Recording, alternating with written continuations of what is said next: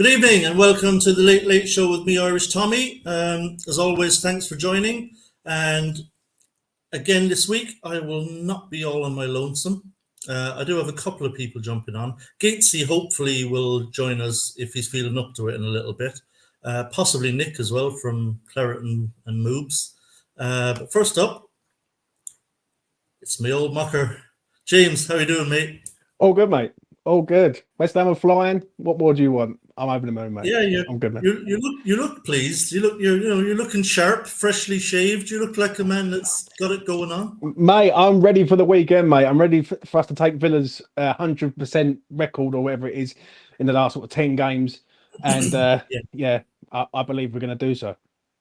Yeah, fingers crossed. And obviously we'll get to the Villa game in a little bit. But before we crack on, I'm just going to have a look, see who's in the house. I do like to give a shout out to my regulars. Randy Bubble, how you doing, mate? Kimbo, your old mucker Kimbo, how you doing, mate? Steve Brown's in the house, even Steve. Mark Watson's in. Let's see who else. I have to scroll down. Hammers Mikey, and he's consistent. He's my kind of guy. Look at this. Get out. There you go. Paul Evans, how you doing, mate? KPWHU is in as well. If I can crack it, if I can press on it. What am I doing? There you go. Alan Dunn is on. Morning, Tommy and James. Morning, Alan. Alan, you're in Oz, I think, aren't you? And Hammers Mike's in. I agree with the headline. Moyes is motoring because he's a rusty old banger that should have been out of commission ages ago. I'll tell you what. Why don't we start on that note, James? I did call it Moyes motoring because I do try to be fair and not to be kind of too set in my ways or to be so entrenched in any given opinion that I just am incapable of looking at things in a different light or of changing opinions on certain things. I don't think that's a good way to be. Look, it's well known. I've wanted him out for some time now. I don't like the style of play. It doesn't excite me. I think our players are better than the way we play, the style of play. I just don't like it. It's no secret. I've never liked it. I never will like it. But the one thing I will say is if you're going to play, shall we say, a less attractive style of football, a more kind of industrial style of football, which is what we do play, right? You better be good at it and you better win games because you can't play unattractive kind of defensive football and lose games because people will get fed up with that very, very quickly. And, you know, the fan base will turn on you very quickly if you play that way and lose. So if you're going to do that, you've got to win games. And while we weren't doing that last season and he came under immense pressure to be sacked, this season's been different. To be fair, this season, we're getting the results. And what I'm finding is I'm saying to myself, okay, look, I'm just never going to like the football. I'm just not. It doesn't entertain me. It's not exciting. It doesn't give me a hard on. You know what I'm saying? But if he's winning games and it's a successful style of football for us, then I'll say, okay, fine. I'll put up with it. I'll live with the fact it's not great to watch. Because to be fair, this season, James, he's getting the results. You can't moan at him, mate. Listen, last season, I'd done many shows on E20, and I turned around and said I wanted Moyes out the door. Yeah, and I turned around and said on one of your shows that the only thing that's going to save him is winning the trophy in Prague. Yeah, he goes and wins the trophy in Prague, and it's the first trophy that we've won in 43 years. So that deserves respect straight away. Yeah, whether you like him or not, no other manager's done it. Yeah, in 43 years, but he has. Yeah, and people say about look at the run we had, look at everything. You still got to do it. Look at Aston Villa this season in the Europa Conference League, not very good, right? So I can give him a clean slate. I've seen West Ham enough, like you have, like your chat has, right? Over the years where we've had poor seasons and we haven't won anything. Yeah, I can accept one bad season. I can. Yeah. He gets rid of Declan Rice in the summer for 105 million. He spends the money wisely. He goes and gets players. He brings in James Ward-Prowse, which he's signing. Yeah. And it's all starting to build together. Yeah. I don't get the Moyes out thing right now when we've played 8 games, 4 wins, 2 draws, and we've only lost to Liverpool and Manchester City. That to me is a bit extreme, in my opinion. Right? It really is. Yeah, you've got to give him at least till Christmas if you want to assess him properly. Do you know what I'm saying? And people will go and say about getting another manager in. It's no guarantee that you're going to get another manager in and it's going to be better.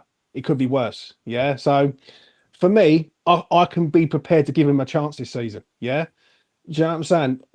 When I keep hearing about the style of play, yeah, I care about West Ham winning games of football. I don't really care about the style of play, like because West Ham have been very, very good back in the day. In 2003, we had some unbelievable players at West Ham, and we got relegated.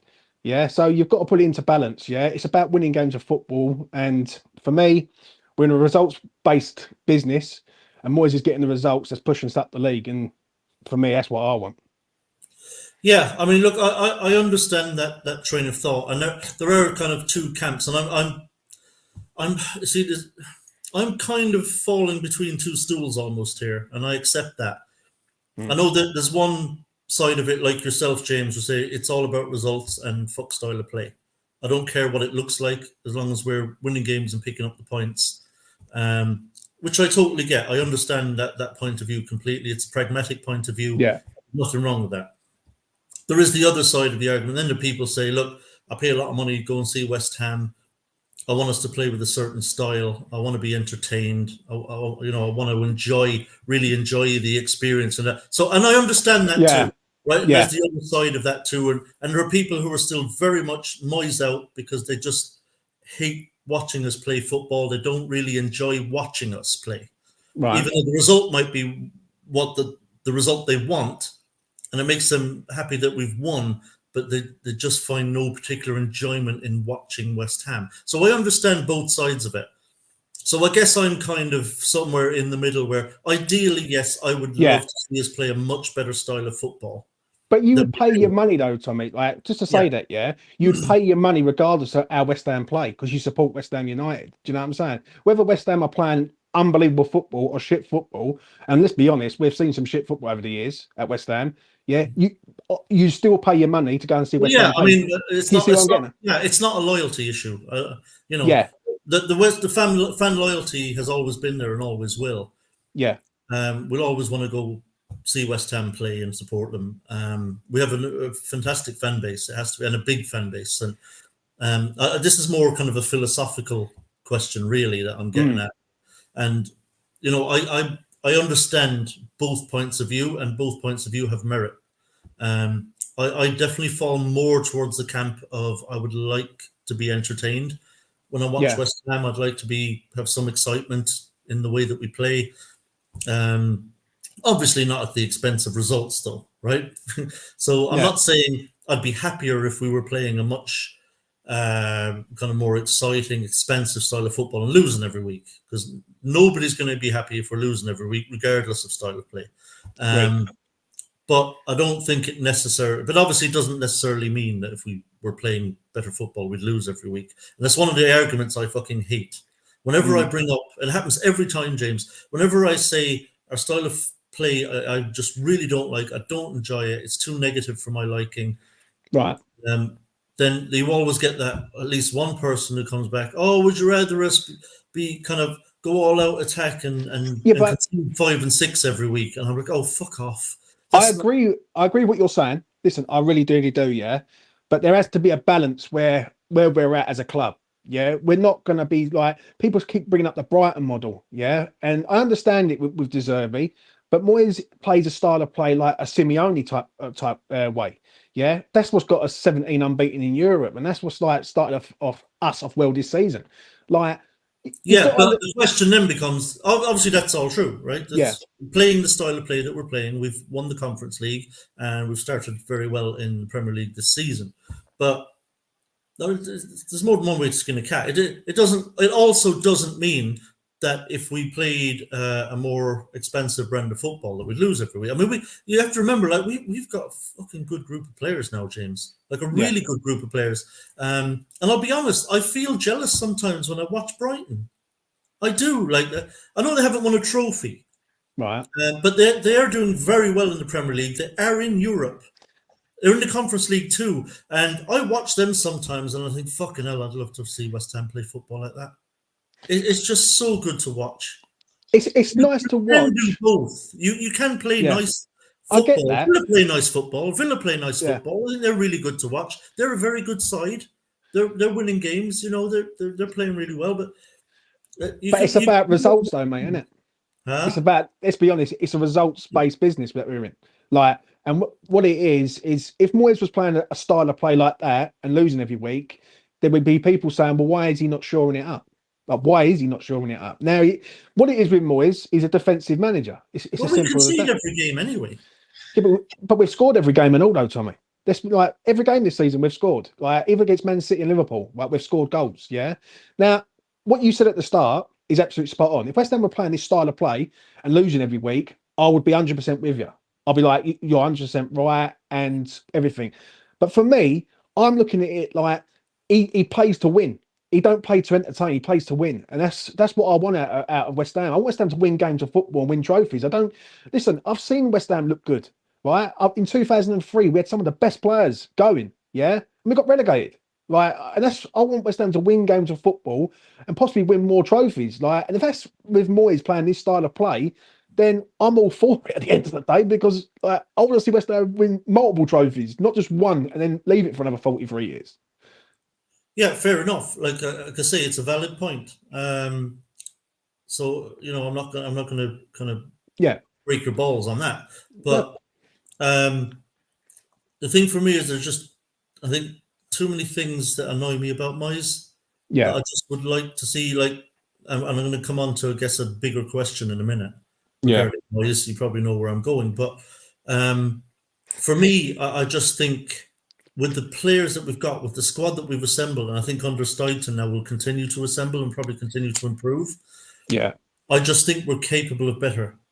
I think those players are capable of more than they're being allowed to do, in my opinion. Also, Moyes for me just has absolutely no interest in our academy, like no interest whatsoever, zero. mm, And I don't think, and I think we've got an obviously very talented bunch of players in Premier League Two this season. Last year's under 18s who won the league and the cup double.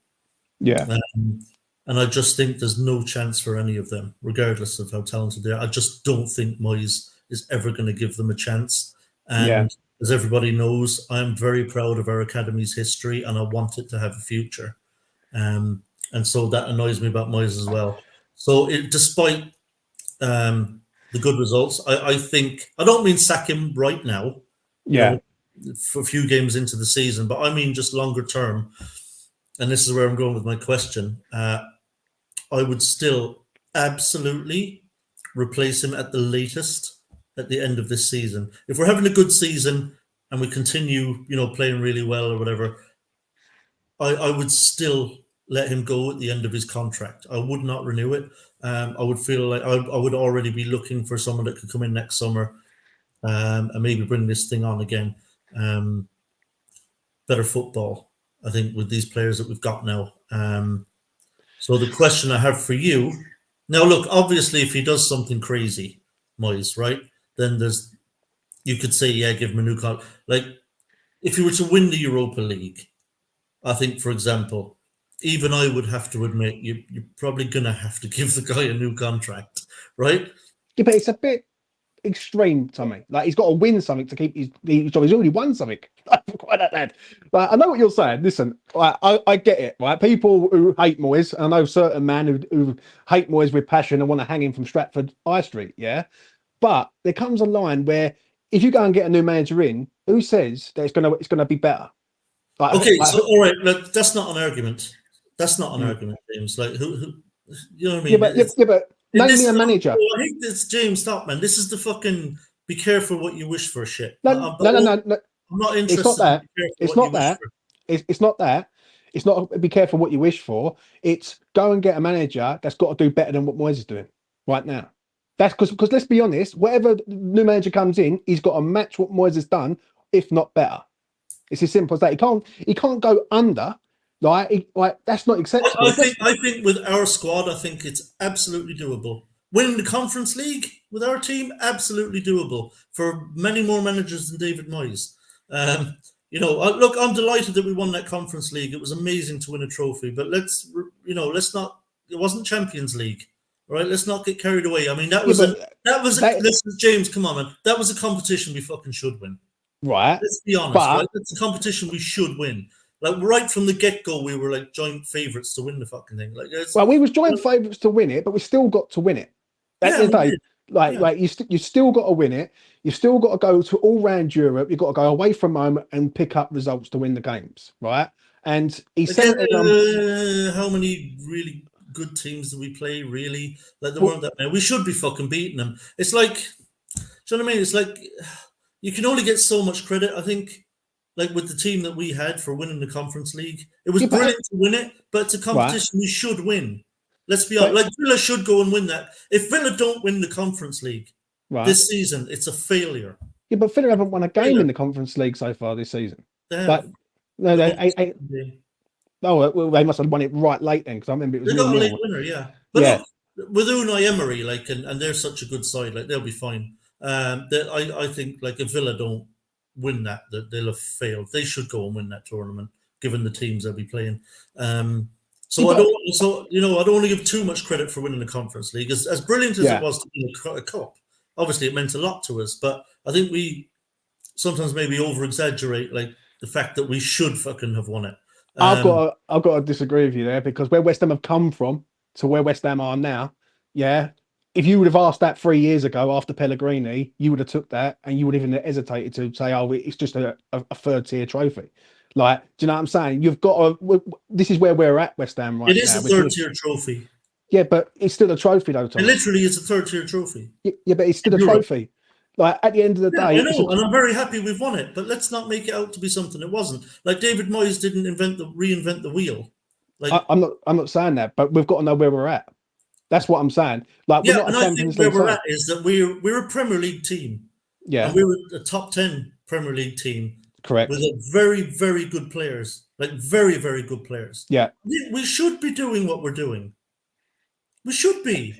Like, this isn't some amazing feat that David Moyes is managing. It's not, and I think people get carried away with the job he's doing. If I'm completely honest, I think the Premier League is so strong and so powerful. Like, we're West Ham, and we spent 50 million quid on one player last summer. That kind of spending power is unprecedented for a team in any country who's considered to be almost an also-ran team in that country, that's never going to win the title, that's not going to get a Champions League spot, that possibly might get the third-tier or second-tier European spot maybe. For us to have the spending power of 50 million quid for one player, I mean, we burned, if you include Danny Ings last January, you're talking 200 million pounds sterling. That's huge, huge spending power. And it means that we can bring in absolutely top-class player. We've got a world-class player for 50 million quid in the summer. You think of teams relatively the same size as West Ham are in their league, and ask them if they want to spend 50 million quid on one player. They'll tell you they ain't got 50 million quid budget to spend in the summer. So we should be doing what we're doing with the players that we've got. I mean, if we were doing nothing, like hovering around, 14th and 15th, that would be utter failure on David Moyes' part. We should be in the top 10. We're 7th. Right? 7th place. Very good. But we should be in that company with the money that we spend and the squad that we've assembled. So this notion that David Moyes has done some amazing thing, I just don't buy into it as much as some people. I think he's doing. But you have got to give him credit. You've got to give him credit where credit is due. Yeah, he's done a decent job. Right. He took over from Pellegrini. Yeah. He had to deal with COVID. He kept us up. He got us into the Europa League the first season, semi-finalists, 7th the following season, and then the last season, 14th, and a trophy. I do not care what anyone says, any West Ham fan, after Pellegrini, if you would have told them that, they would have said, I'll have that all day long. All day. And they wouldn't have even hesitated. Yeah, people have been crying. Listen, people have died. Yeah, 43 years for a trophy, mate. Like people have been on this planet and died and not even never seen West Ham win a trophy. Now people will look down on the conference and say, "Oh, it's just a third tier trophy." That's everything to me, mate. That's why that picture's there. Do you know what I mean? Because that is a trophy that I won't ever forget. That's a night I won't ever forget. Yeah, of course, Yeah. because we were So starved. yeah.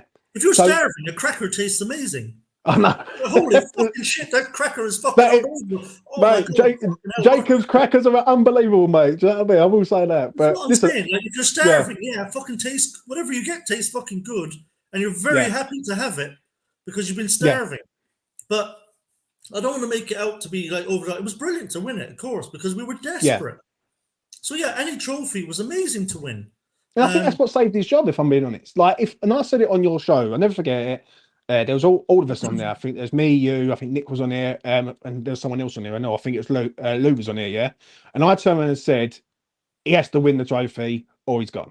It's as simple as that because you can't have a bad season, spend Yeah, all that because money, yeah, and because then like I fail. mean, it was bad enough that he had failed Yeah. miserably in the Premier League that season. Mm. But if he'd have failed as well in Europe, and it would have been failure for us to He would have not been win failure, that, yeah. I mean, given the teams that are in there and the squad that we had, we really ought to be at least getting to the final, which we did. But so before I bring in, I'm going to bring in Nick. But before I actually ask Nick to add to the conversation, thanks for joining, Nick. No worries, James, well, other than like say, like what would it take this season? What's this like the bar for Moyes getting a new contract for you? What's the minimum he would have to do this season for you to give him another 2, 3, 4, whatever year contract? 3-year deal. That's one thing I will say. Like, it can't be any higher than that. He has to finish in the top 10, if not top 8. Yeah, and he has to either get to a quarter-final or semi-final of a cup competition. It's as simple as that. Like, we're not going to compete for top 4 because we just ain't got the firepower, right? So that's kind of bare minimum, really. Well, basically, you tell me where how high we can go because I don't think we can go any higher currently unless we're going to spend another 200 million. Yeah, so top 8 is doable for me. I think top 6 is massively doable. I think Manchester United are poor. I think Chelsea are poor. I think people rave about Brighton and Villa, but I think we're a good side and all. And I think we're built different this year. I say it quite openly. Yeah, when you lose Declan Rice and you bring in the players that we've brought and we've started the way we have, you can't really complain. So top 8 or higher, and I think he's good. Yeah, and what about domestic trophies? I mean, where would you put them on? Where are you at with domestic trophies this season? I mean, would you prioritise them, not prioritise them? Well, I want us to beat Arsenal with a passion, mate, because I despise them right now. Yeah, I mean, because they've got one of ours. But for me, FA Cup wouldn't be a bad shout. Well, I think everyone would love an FA Cup at West Ham. It's been a long time for that. I think in Europe, I think we can play the European way. I think we know how to play that sort of style, and it suits us in Europe. So obviously, a Europa League would be unreal. Let's all go to Dublin, people. Yeah, Nick, how are you keeping, bud? Yeah, good mate. Good mate. Yourself? Yeah, very good, thanks. I don't know how much of that you heard. I've been listening. Yeah. Yeah, I so saw you in the live chat. Anything there that you wanted to pick up on? Or? Well, I mean, when it comes to this kind of Moyes in, Moyes out debate and everything else, I mean, as far as I'm concerned at the moment, I'm happy with our league position. I'm with you, Tommy. Not happy with our playing style, but while the results keep rolling in, that's fine. I'll shelve that type of thing. You shelve it, but I'm not happy with the playing style, but I'm happy with the results, as you rightly pointed out earlier on. I do think that this kind of acceptance and this argument when you criticise the style, which is what you said earlier on, the first thing they say is, "Oh, you want to go gun ho and lose every game." No, that's not kind of what we said. You don't have to choose between the two. If you look at the majority of teams in the Premier League that are doing well now, the majority of them, especially the ones that are pushing and getting to sort of do good things, the majority of them are doing it in a progressive way. We're not. We're sort of going counter to that. And I think you can only go so far playing that way. When you consider, James is right, we've scored in every game this year. We've also come very close. And I'm saying it now. If we keep playing the way that we're playing, we're going to get battered in a game. We're conceding in some games against Man City 25 chances on goal. Areola's been the man of the match in loads of games. So although we're sort of lauding ourselves for being defensively resilient, we're conceding fuckloads of chances through virtue of the way that we play. We're like giving the opposition the ball and say, "Go on, come at us. Let's see what you can do." I think it was even Sheffield United. Sheffield United had more shots on our goal than they had against anyone else this season up to that point. Even though we weren't under threat in that game, I'm just saying we invite the opposition on, and at some point a team. I mean, for instance, Man City. We all said, look, it's Man City. They're the best team going. We had a couple of chances, but let's have it straight. If Man City had beat us 8-1, we wouldn't have complained. Haaland missed a fucking hat trick of chances on his own. We got completely played off the park there, and everyone's going, oh, it's Man City. Well, Wolves didn't get the fucking memo. Arsenal didn't get the memo. I know Arsenal were challenging for the title, but if you watch that game, the way that Arsenal played Man City was they pegged them back. If a team is good on the ball, don't let them have the fucking thing. That's my ethos. If a team is very good on the ball, yeah, occasionally, sometimes you're going to be able to set a roadblock, let the other team have the ball, and pray that they haven't got their shooting boots on, and then you'll sucker punch them. Then it'll work. Then it looks like a masterclass. But I still maintain that if we play this way, even with the vast array of talent that we've got, if we play this way throughout the season, I think the results will start. They will stop. They will. That is my belief. And for it to be acceptable, for us to get to a quarterfinal or a semi-final and finish 10th, and that earns David Moyes a contract. The geezer spent 400 million. We've got Lucas Paqueta, a player who can get in any fucking team in this Premier League, who we've shunted out wide and left. We've got James Ward-Prowse, who is a player that I know James fucking absolutely loves to pieces. A player that he probably thinks would get in most teams in the Premier League. Jared Bowen. We've got great players in this team. Not many teams have got world-class players in every position. We've got fantastic fucking players. We've got Kudus on the bench, who's struggling to get in. We've got Pablo Fornals, who's another player who's being frozen out. We've got a lot of talent in our team, in our squad. And as you've said, Tommy, a different type of manager, I believe, could pick this team up and do something different with it. And I don't think you have to choose between the two. I'm not saying possession-based football like Man City play. I find that fucking boring. I do. Playing triangles in your own half and stuff like that. Attacking football.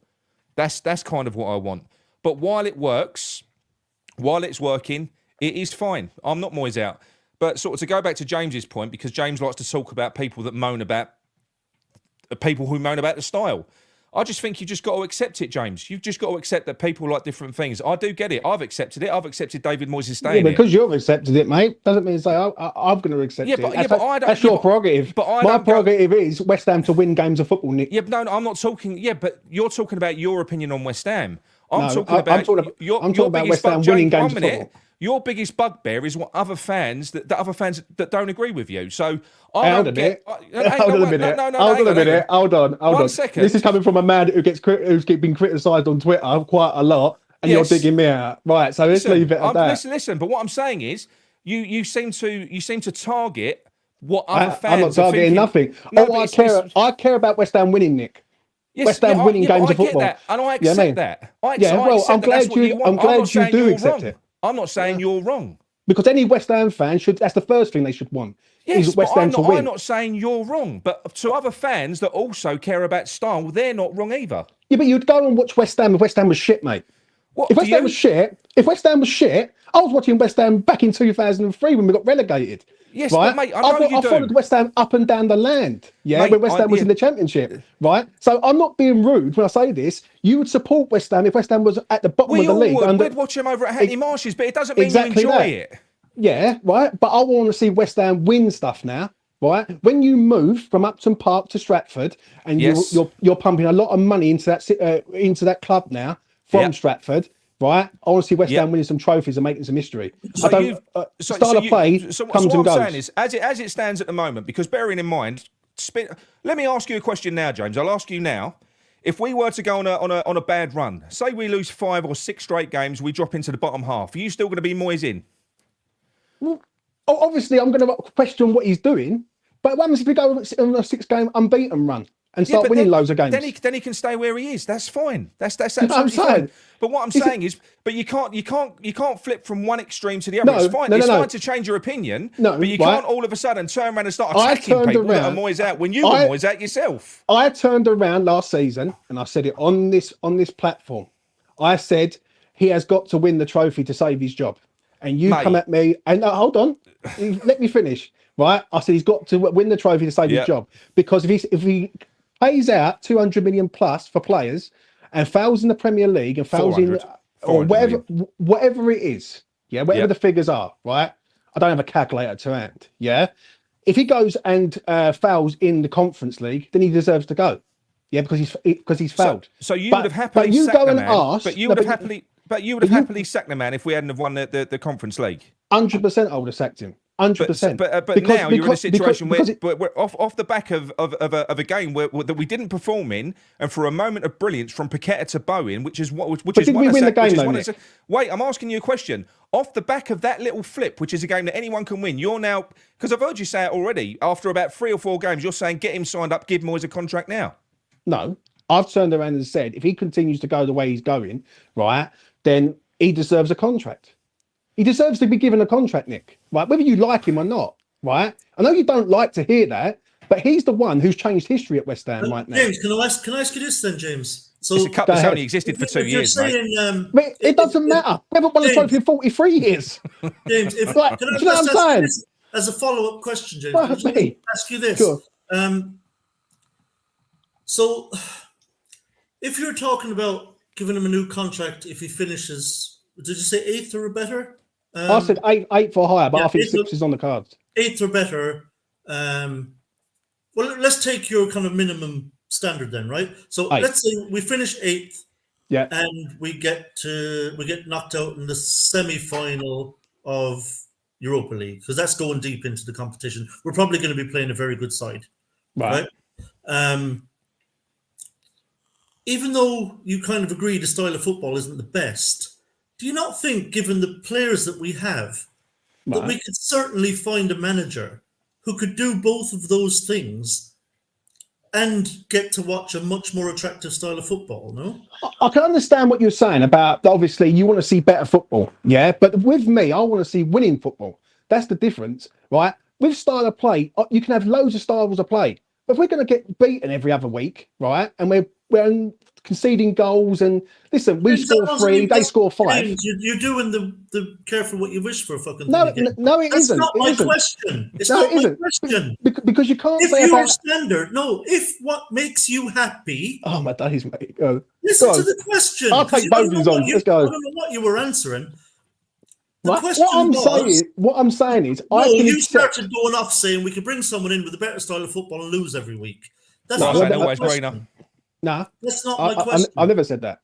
You just answered my question in that manner. What I'm asking you is, do you not think, given the players that we've got, that we could surely find a manager who could play a better style of football, more entertaining, better to watch, and still finish 8th and get to the semi-final of the Europa League? It just doesn't seem like a very high bar. I understand what you're saying. I understand what you're saying. Obviously, the football could be better, but I just care about winning, mate. But I care about West Ham winning games of football. Yeah, we all do. But but I've heard people say, "Oh, I don't care about if West Ham win or lose. I just want to see it be entertained." What mentality is that? Who said that? Right. Well, I've seen it. I've seen it on social media. Oh, come on, James. That's not the conversation we're having. You're splitting hairs now. I'm not. I'm just saying to you, right? I care about West Ham winning, right? And if West Ham winning a style of play that is not pretty on the eye, but we're getting results, why is anyone moaning? Why? Because if we're winning, because we watch a game of football. I don't just look out for the results and what. Because I tell you what, if I didn't care about what I was watching, if I didn't give a fuck about football, James, if I didn't care, if it was just shit, and basically we didn't have the ball and we had the ball for 5% of the game, and we was getting swamped on, say it was even worse than what it is now. But it was working, and we was jumping up, getting a fucking set piece from James Ward-Prowse onto Souček's head. We was winning games 1-0. I'd be fucking bored out of my mind. And but no, what I'm saying is, but you're saying that you don't care about football.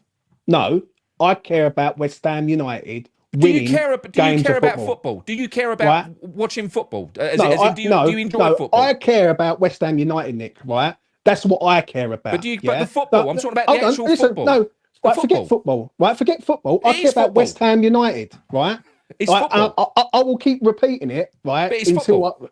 right, whether it's football or not, I care about West Ham United winning games of football, mate. Can I I care about go West back to Ham what, winning. can I go back to what Tommy said earlier on? And look, this is not because I don't want to take this the wrong way. I agree with what James said. The moment that we got, the moment when we won the trophy was an amazing moment. It was, and I'll cherish it. 43 years. But going back to what Tommy said, we were the favourites in that competition, or the joint favourites. We had a potentially, compared to the other teams, a world-class fucking squad of players to take that competition on. We were expected to win it or come close to winning it. Do you know what? It ain't like we've gone and we've won an FA Cup where we're playing all fucking Premier League teams. It ain't like we've done. So what I'm saying is, you're talking about David Moyes, a guy who's played over 1,000 fucking games, top level games. This is his first trophy, and all of a sudden, David Moyes is the winner because he won the Conference League with that squad of fucking players that he had. Now, there's no guarantee, James. When you look at the way, I know, but when you look at the way that David Moyes takes on big teams, who you're going to face in the final, we accept, it's Liverpool. You can't expect us to have a go at them. It's Man City. When you look at the way that he takes those teams on, you're never going to win serious competitions with David Moyes because he shits himself against the big teams. He does. He does. If you're playing in lower competitions where we can steamroller them, yeah, we'll do well, or we can have a go at them. But that's my belief with David Moyes. I think he's got a ceiling, and he's done amazingly well for us. But my belief is that I would like West Ham to push further than what David Moyes can do, because I think that we can. I think we've got a squad to deliver that, rather than stand still and kind of just fight in the middle. I mean, this team, this squad of players that we've got should be in the top 10 by default. By default. James, how do you actually feel about the style of James play? Because not everyone's bothered by it. I notice, I've seen on Twitter there are some fans that say that actually they actually find the style of play quite all right. That it's maybe not as bad as some people like myself. It ain't as bad as what people make it. I don't think it's been as bad this season. I don't think it's been as bad this season. And what we have done. Because look, football's all about moments, all right? So what I will say is we've had lots of good moments this year. We've scored some great goals. We have. So we've had good moments in games. We have. I do worry about the way that we play when you've got the likes of Lucas Paqueta in the team, who's hopefully he stays. But everything that comes from West Ham, the way that we play, because he plays so deep, it does come from him. You know, that flair, even if he's in defence, he's the guy that gets you off your seat. If you're in the stadium, he's the guy that you get excited about. Tommy, you know yourself, didn't you? When you watch a Newcastle game, Paqueta gets on the ball, you get excited, didn't you? Yeah, and that's the thing, James. I think, to be fair to Moyes, I mean, certainly I think the style of play is better this season than it was last season. Last season, I agree with you on that. I'm not saying it's worse. Listen, I will agree with you on that 100%. Because our game really is based on us having to do two things really, really well. And that is counter-attacking and set pieces. And last season, our set pieces just completely went. I don't know what exactly has happened there. There's different rumours going around about our set pieces, because 2 seasons ago, we were absolutely lethal. Well, they've rectified it, whatever went wrong. Yeah, whatever went wrong. They seem to have rectified it. We're back to being really dangerous from set pieces. And also last season, the other thing you have to be really good at is counter-attacking. And counter-attacking requires a bit of pace. You know, that you've got to get the ball from back to front quickly. Absolutely. Before your opponents can kind of gather themselves and reset themselves defensively. And we've definitely this season, James, have improved in both those areas. But for me, I mean, going back to sort of, people's opinions on football and the game, everyone's entitled to their opinion. James is entitled to feel how he feels. People they are. If you're enjoying the football more now, if you like Moyes, that's absolutely fine.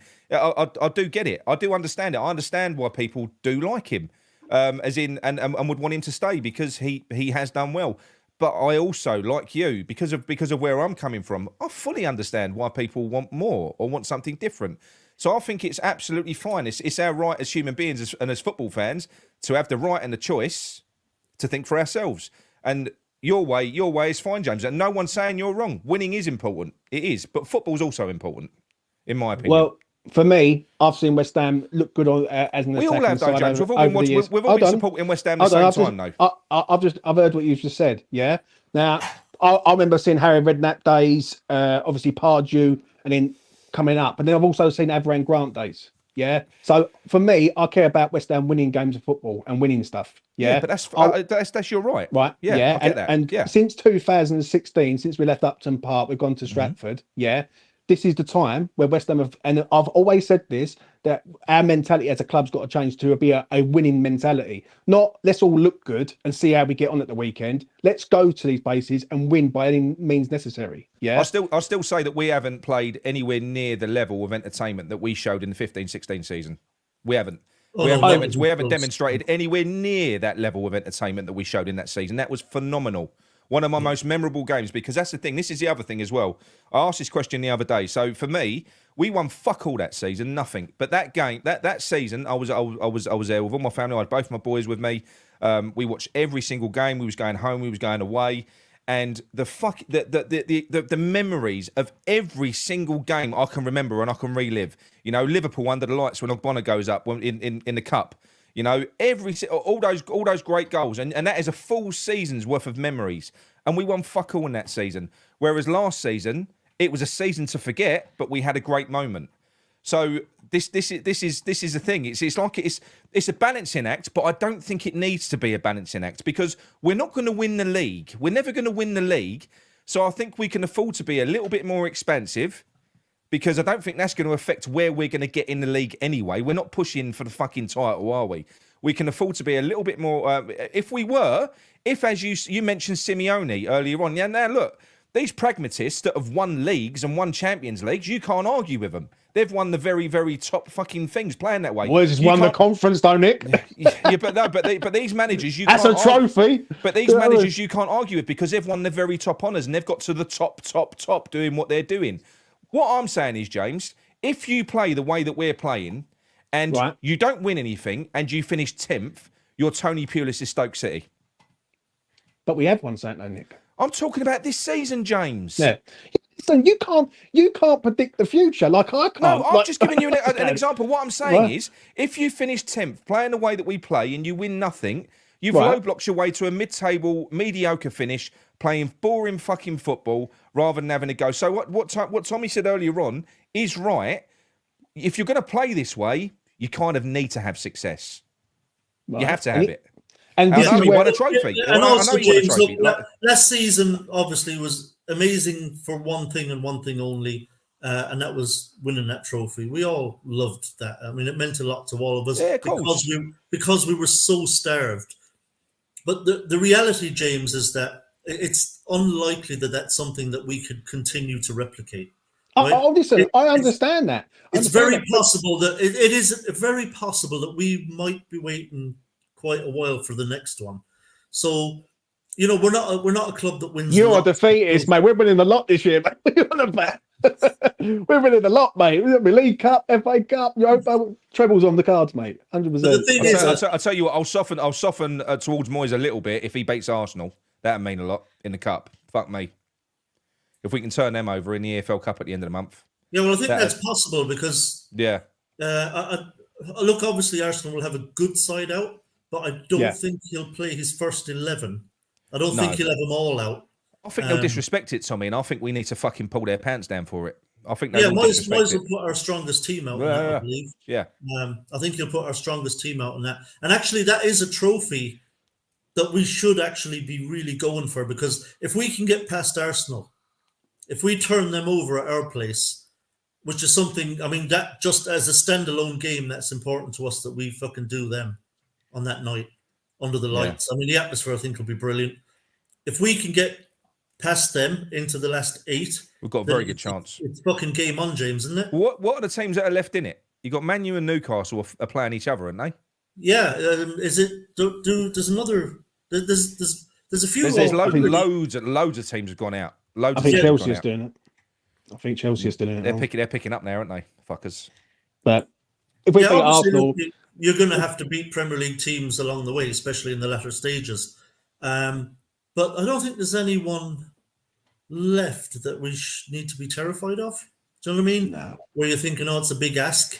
Yeah. You know, you got the likes of Newcastle, Menu, but obviously we know we can match them. Chelsea, we can match them. We've beaten them already this season. Drew with Newcastle. United are a bit of a shambles. So just to ask again, James, if we get past Arsenal, it's game on, isn't it? Mate, we need to beat Arsenal, mate. Like, after all the grief that we all had in the summer. Listen, right, and me and Nick might not agree, but I think we agree on this one. We agree on Arsenal that one, yeah. Fucking hate Arsenal. Arsenal have just like come at us for the whole entire summer. Like, I mean, some of the shit that we had to put up with from them, and nothing would give me greater pleasure on November the 1st at 10 o'clock or 10:30 at night that we're all doing our videos and celebrating, because they give it all the big one, and they are the most overhyped team going. And I really want West Ham to do them and send them out of the League Cup big time. Yeah. And the good thing with this trophy as well, Nick, is that February. the timing of this trophy suits February. us. Yeah. The timing of it suits us, because by the time, let's say we beat Arsenal, by the time we get into a quarter final, we're kind of wrapping up, hopefully, our Europa League group. Yeah. And so we'll take a break from that. If we finish top of the group, which we must be favourites to do now. I think we will, yeah. And I think we will. Then once Freiburg were the best team in the group, and they were pretty shit, weren't they? We beat them away, so we should top that group. I believe we'll beat Olympiacos at home. Yeah. And if we do that, I think we're on our way. You know, if we get 9 points out of our first 3 games, I think we're well on our way to topping. I must admit, as the sad thing is, I just don't think that we're going to go too much further in that competition. I think there's too many good teams in it. There's too many good teams in it. I almost feel like the group that we've got could have possibly worked against us. Maybe we won't think like that towards the end, but you know, there's part of me that I wouldn't have minded dropping back into the Conference League, because it is one that we can win. We know it is. I know Villa are in there, but there's so many good teams in that Europa League this year. There is, and I like I say, it's really important to us to continue with our current trajectory. We need to have European football so that we can retain players and so that we can attract players. And I don't think that we're going to manage it through the league this year. I don't. Even though if the pieces fall correctly in the league, you know, you can qualify for Europe as low as 8th place this year. If things go well, you can qualify for Europe in eighth place. That's astonishing, really, isn't it? But the 8th place team playing in Europe is astonishing. I know. Really. Just goes to show the way the game's going. But I was just saying that the League Cup, James, falls nicely for us, because if we were to beat Arsenal by the time we get to our quarter final, we should more or less have the Europa League stage wrapped up. And if we're top of the table, we don't play in that again till March. The final of the Carabao Cup is in February. So we could actually really put all our eggs in that basket cup-wise between now and then, and really have a go. I'd love to win a domestic cup. I'd love to win a domestic cup. Can you imagine if we... That'd be unbelievable. Could you imagine if we top our group in Europa League, and we were to go on and win the fucking Carabao, and then so by the time that removes all pressure for the rest of the season. All pressure's gone. It's off for the rest of the season. Like we're in Europe. Yeah. We know we're in Europe next season. Yeah. And the pressure's off, and we don't even have to worry about our league position that much at that point. And you should still be Moyes out if we lose the League Cup. No. Look, James, I will be, because I do think that West Ham are on the cusp of something great. And when you look at when you look at the difference at fucking, I'm going to say his name again, and it pisses people off, but the difference at Ange Postecoglou, who is a manager that loads were turning their nose up. He ain't got no Premier League experience. He's just an Australian. He's come into Tottenham and he's transformed the way that they're playing. They are playing well. They're a very, very good team, and they already had a good core of players, the same as we have. We have people. We've got a lot to work with for whoever comes into this group now, and for whoever comes into it. And going back to what we were saying earlier on, this is an interesting conversation, I think. So let's say David Moyes, as an example, does get a contract at the end of the year. Okay, we've got Tim Stein at the moment. Now we know that Tim Stein's been brought in as he's a director of football. His main responsibility is going to be recruitment and overseeing the running of the club. So if David Moyes does stay, the fact of the matter is his new contract will be that he's reporting to Tim Stein in terms of things like player recruitment will not be David Moyes' responsibility anymore. They won't be, because they can't be. Because if they are, then what's the point in having Tim? So they have to work together. And what working together is, David Moyes needs to pull back, run the team, keep them all happy. Tim Stein has to run the club. I think that's the way it has to work. But do you think that he would sign up to that, Tommy? Do you think that David Moyes would? Because we know that he's got written into his contract at the moment loads of sort of control measures for him to have final say on transfers and this, that, the other, and blah, blah, blah. I'm pretty certain that will be almost removed if he does get offered a new contract, because Tim won't stay otherwise. He just won't. He'll go. Yeah, I don't think Moyes would accept a kind of more European style head coach's role, as it were, where the director of football brings the players in and he has to just crack on. He would certainly want to have a reasonable level of control over which players are signed and which players are not. I think Moyes isn't completely inflexible. I think, Moyes isn't going to want to leave West Ham. I think he really likes the job, and I think he feels like he's on a mission at West Ham, and that he feels confident that he's the man to bring us on and to continue to bring us on. So I don't think he'd be keen to walk away.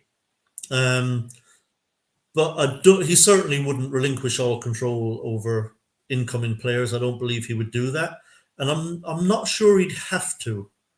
I'm not sure if Sullivan would ask that of him, to completely relinquish control. I think him and Steidten would have to find some kind of happy medium. For example, where Moyes could have a sit down, for example, with Steidten and say, okay, we need to address the right back position. I want to replace Safal and get someone else in, younger, maybe better, who gives us more attacking options, who can be more like Emerson on the other side, for example. And then Tim could have that picture in his head of, okay, he wants me to go get a right back. He wants this kind of style of right back that will fit the way he plays. And maybe Tim then can go out and find that talent. But that isn't the role of a director of football. What you're describing is a manager who has the control of the club, and Tim Stein becoming no more than the head scout.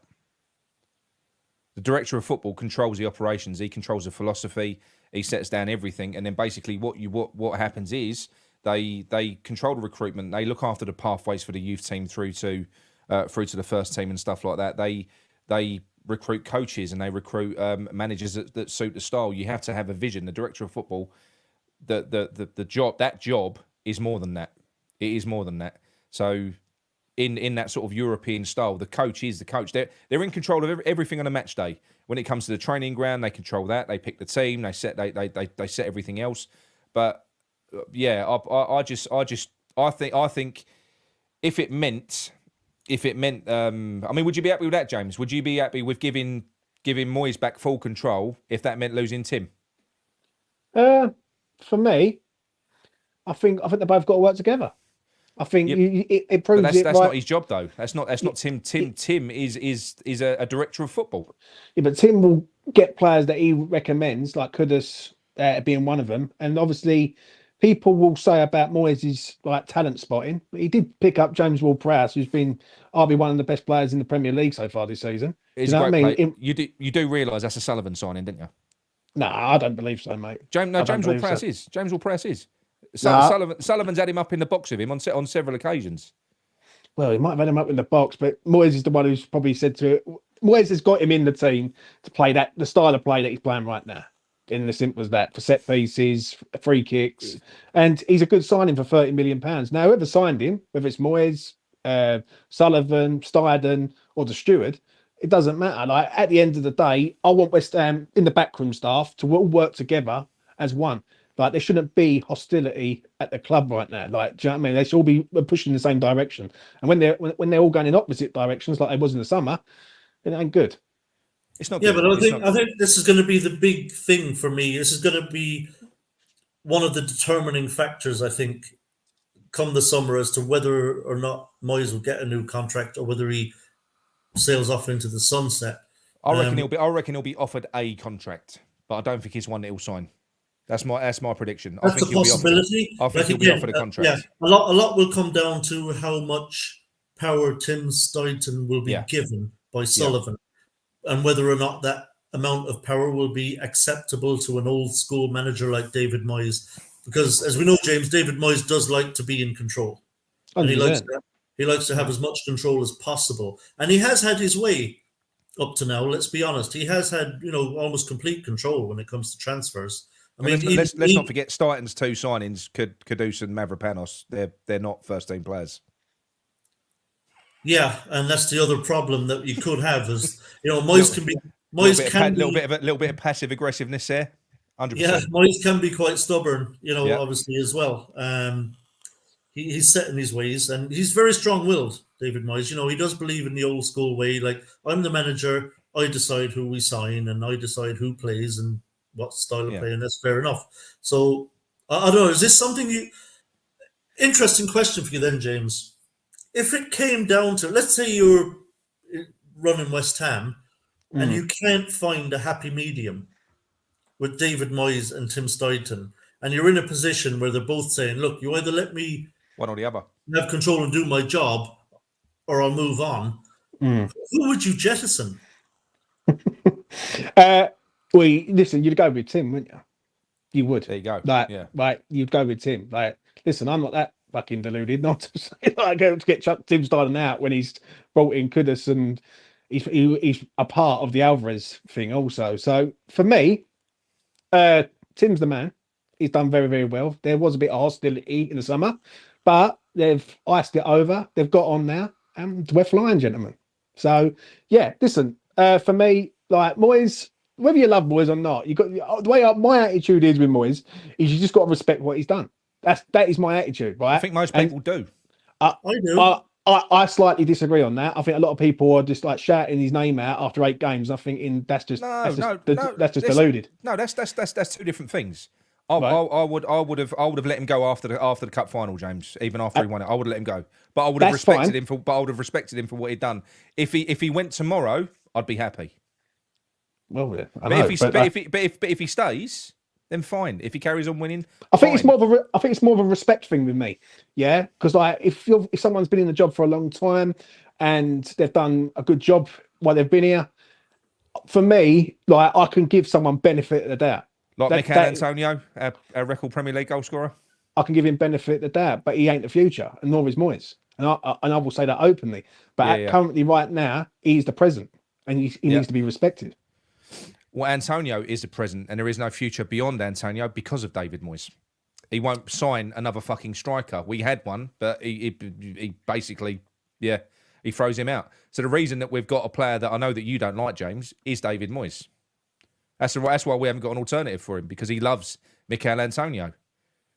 He's a reason why we still haven't got a fucking an alternative for Antonio. Who said I don't like Antonio? Antonio's been a good servant to West Ham. Absolute top gentleman. Like, he scored many goals. He was the first person to score. Weekend? No, absolutely not. Actually, that's a good segue, because I don't want to stay on too late, because I do have work tomorrow. You guys, gentlemen, probably have things to do too. But we do have to get to the Villa game on Sunday, and that's probably the burning question: is the starting 11. Now, obviously, most of those positions are nailed on. We know who most of the team will be. The question will be Kudus or Antonio, I think, is the big question, because no one else is getting dropped. There's 3. You've got Souček, Antonio, and Kudus. They're the 3. Souček's playing. We all know that. You're picking 2 out of 3 players. Yeah. So and Souček is playing. We all know. Come on, Nick. It's going to be the same team. Antonio starts. Yeah. Antonio starts. But here's the question. I'll put it to you, James. Should Antonio start? Because the question you've got is Antonio, given his age as well, let's be honest. I thought he was dog shit against Newcastle, to be completely honest. I was at that game. I couldn't believe he lasted 75 minutes. Yeah. It was negligent. He didn't really last 75 minutes, did he? He should have come off at half time. Yeah. But like, Kudus has been over to Africa playing for Ghana. Antonio's been over in Jamaica playing, but Kudus is a much younger, kind of fresher player. I think he's much better able to probably handle all those air miles and playing the extra game and come back and playing on the Sunday. So I think it just makes sense logically just to rest Antonio, start him on the bench in this game. What's your feeling on that, James? First off, is it Antonio that you think should be coming off for him or someone else? Kimbo, I'm not being bullied. It's fine, mate. I can handle it. Do you know what I mean? I can handle these two gentlemen quite clear. Kimbo does. James, I can handle these two on my own. Right, Antonio deserves to be dropped, mate.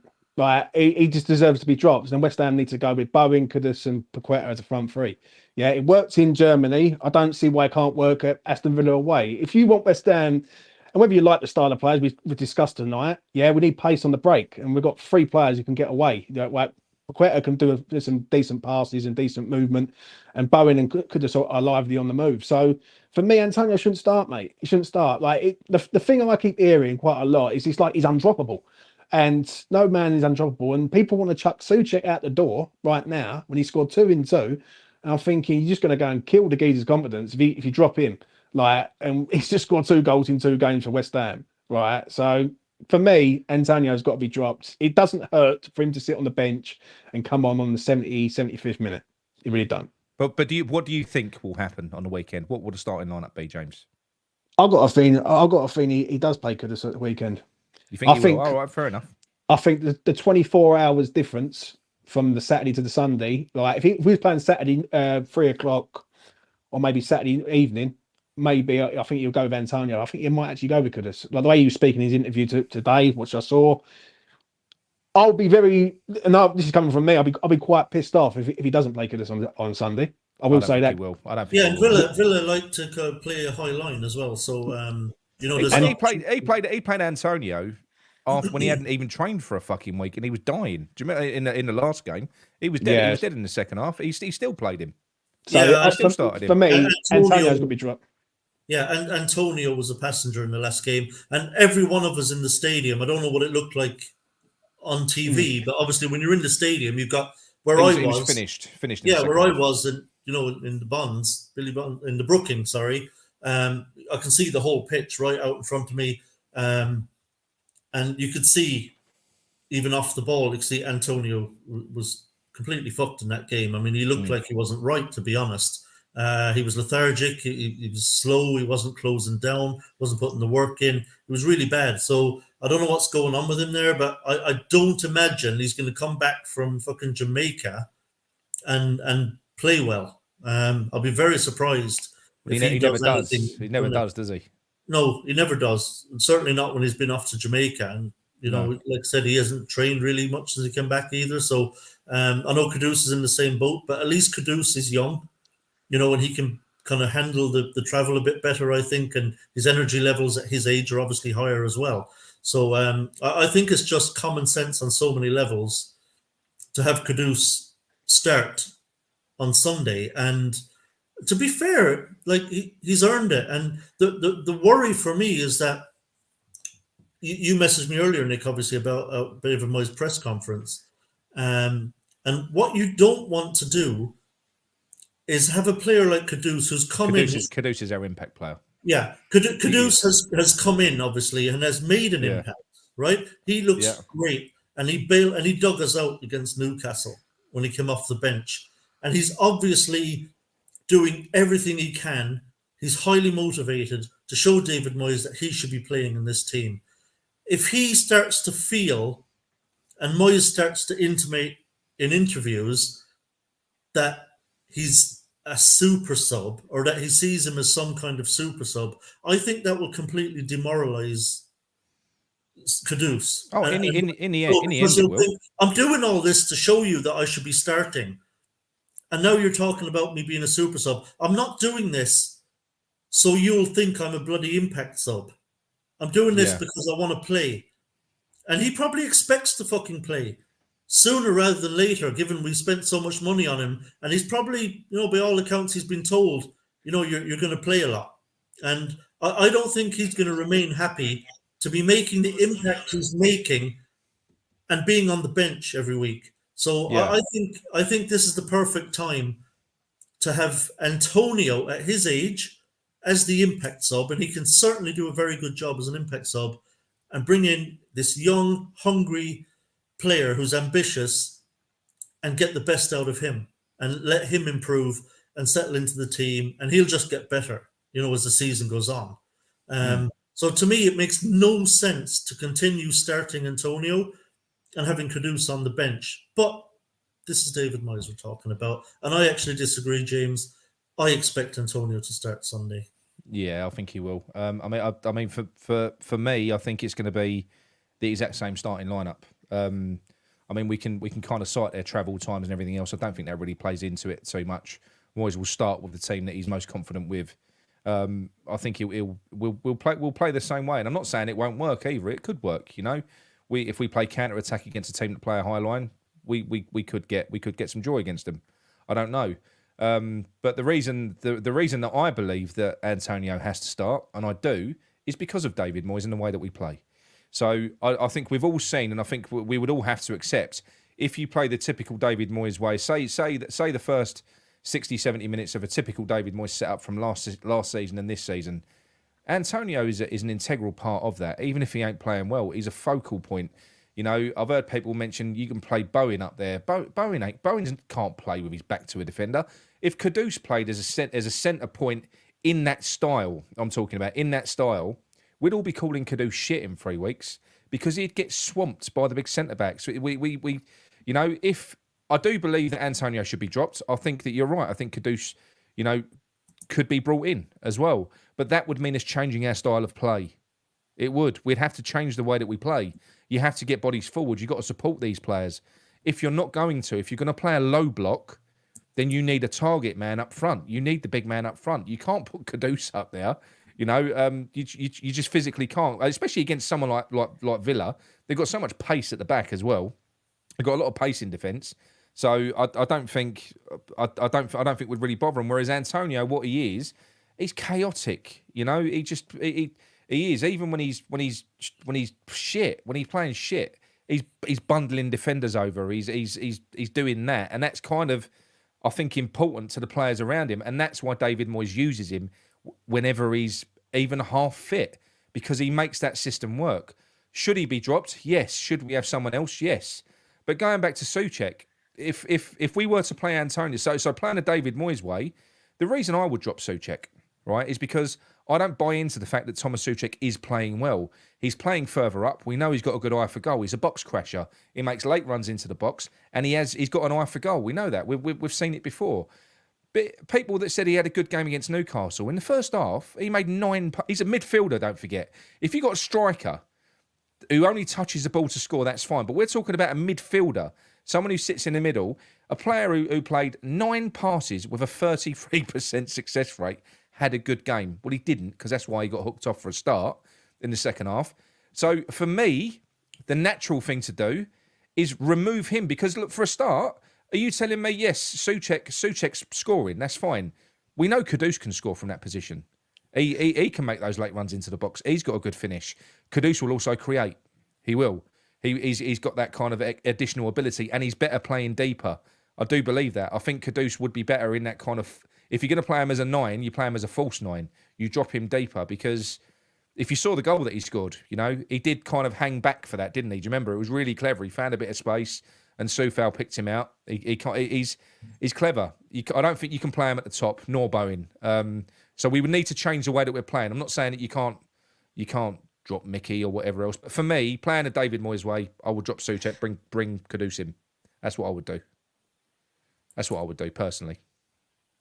Yeah, I don't know. It's it's a difficult one, because last season this would have been an easy decision, the way Souček was playing last season. But I'd be loath to drop a player that I do feel is on form, and I do think Souček's form is much better now than it was last season. And he does cause real problems from set pieces. That's not hard, though, is it?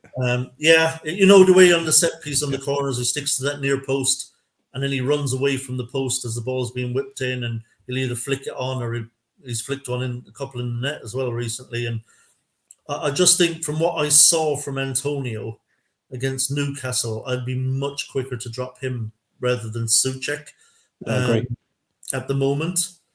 And I don't know. I think Kudus likes being central. Well, so you'd play him as a centre. So you'd play him as a centre forward in the Dave. You think if so? So playing the David Moyes way, take Antonio out, put Kudus in. Yeah, but he has done it already this season. Yeah, I would. I actually do Against think Freiburg, that he was very now, good. look, he'd be playing more as a kind of a false nine. He'd be like okay, yeah, that's fine. Yeah, that's fine. No, Antonio isn't exactly a fox in the box anyway, is he? He comes deep a lot anyway. So as long as you've got the runners off Kudus, that he can. If you've got Paqueta around him, you've got Bowen around him. Obviously Ward-Prowse will get forward as well and zip some passes. Souček will do these raiding runs as well from the middle. So as long as you can get players around him, as long as you don't isolate Kudus up there as an orthodox number 9, which I think would be crazy to do, the way we did with Scamacca. You can't do that with anybody really, other than maybe Antonio. But I think it could work if Kudus is playing just a little bit deeper, getting involved in the play. 25 yards from goal, whatever, 30 yards from goal, and then bringing the other players into it. I think that can work. But certainly, I agree, Nick, that look. To be honest, I don't know why I bring it up anyway, because he didn't drop Souček when he was playing shit. He ain't going to drop him now. He's never going to drop Souček. Yeah, but you've got to have something off the bench also. He'll drop Paqueta before he drops Souček. He will. Like, you've got to have something off the bench. Like, if you play Antonio, Kudus, Bowen, Paqueta, who's coming off the bench to change the game for us? Ain't Thomas Souček. Oh, that was hurt. Well, you're always going to have one. It will be either Antonio or Kudus. You got Benny as well. Benny's confidence has fallen through the floor now as well. But listen, I've backed Ben Rama up for a long time. Tommy's known me a long time, yeah, and I will say it quite openly as one of the first ever Ben Rama backers. But West Ham have outgrown side Ben Rama, and he won't be either January or the end of the season. That's coming from me. We need something off the bench. As simple as that. So Antonio's either got to go or Kudus is on the bench. Like, you can't have one. You can't have both of them playing. You know what I mean? Unless you're going to try and win the game in 70 minutes and then see it after that. Kudus won't stay long if he's on the bench for much longer. I mean, I watched the show on Hamish chat earlier on. It was quite interesting. One that Gonzo put out, and he focused solely on a press conference that Kudus's agent did. She's very outspoken, this woman, and she came out openly and said when Kudus wasn't happy at Ajax, she was farming him around to Chelsea, to Arsenal, to everyone. So it was almost like, he said it almost felt like a little bit of a veiled threat. And Kudus ain't going to have any shortage of takers. So the fact of the matter is, going back to what you said earlier on, Tommy, I think if Kudus, maybe if he starts on the bench again, comes on, performs, and then the next game he's not in, we're going to start seeing a very pissed off player very quickly, I think. And he isn't a player that needs to be at West Ham to get minutes. He can go to another club. So I think that's the risk. He's not going to be happy, James, sitting on the bench. Not long term. It's not long term. It's 8 games. Like, listen, after 16 games, he's still on the bench. I can get it. Do you know what I mean? But he has got to adapt to the Premier League. This is not like Alvarez, who played for the same team as him. They're 2 different players. You know what I mean? You can't keep saying one. Yeah, but this adapts to the Premier League thing. He came on and smashed it in 15 minutes. Did you see him against Newcastle? Adapts to the Premier League. I'm not saying any different, right? You two do get excited quite a lot, I must admit. What I'm saying is, because he's had 8 games where he's become as a sub, he started in Europe, and we've done very, very well in Europe. Moyes is bedding him in. That's all it is. So I'm saying, you what saying that Moyes is going to give him an unhappy player. After 20 games, I agree with you. Not after 8. Do you know what I'm saying? But he should start on Sunday. And if he doesn't, I'm going to be pissed off. So, yeah. I think that's the point we're making, James. He's got to be starting games soon. He's got to be starting games soon, yeah. But listen, the first 8 games in the Premier League, he wasn't here for the first, 2, maybe 3. So, listen, 5 games in the Premier League, yeah. He started in Europe, both games, right? Moyes is just working, bedding him into the side. Yeah, that's all he's doing, right? I'm not going to lose my shit over him not starting. But that's the point I was making. I wasn't saying he's going to threaten to leave now. I said by the time the window comes around, you're going to be 15, 20 games into a season. Well, the only thing is, you can't keep surmising what's going to happen in the future, because if you are, I want your lottery numbers. But we've seen it, though. We've seen it with Scamacca. Yeah, we've seen it with Helen. Once these top players get pissed off, they want out. Yeah. He ain't going to want out after 8 games. When you're talking about bedding in, I mean, people keep saying this. Moyes has shown with plenty of players he's happy to just chuck them in from the off. straight away, 100%. immediately. The And it hasn't been- betting in thing's bollocks. It's what Moyes says. It's what Moyes says when he wants to excuse not playing someone. Yeah. He says, "Oh, it needs time to bed in." But what are you Right. talking about? He's chucked plenty of players. But in. I'll say it again, right? Because Antonio's been playing that bad, yeah, and he hasn't been really that good, right? He does deserve to start Kudus, and he should be starting on Sunday, right? I agree with you. But all this about he's going to start getting unhappy and all that after 8 games, like I didn't say 8 games. games. James, you But hear what you want to hear. I said come January, if he doesn't start to get game time by that point. I didn't say he's unhappy now. Well, he will get game time, won't he? Well, yeah, but that's what I was saying. That was a point of what I was That's saying. what we're saying. He has to. That's what I was saying. Moyes has got to bite the bullet and realise that Antonio needs to be a super sub now, and that it's Kudus's time, and Moyes has to start realising that quickly. That's all. Yeah. I think we're all agreed. We're just everyone's agreed on it. I mean, look, he does have to start. I mean, as James said, James thinks he should start the weekend. I do. He's 100%. He's one of our better players.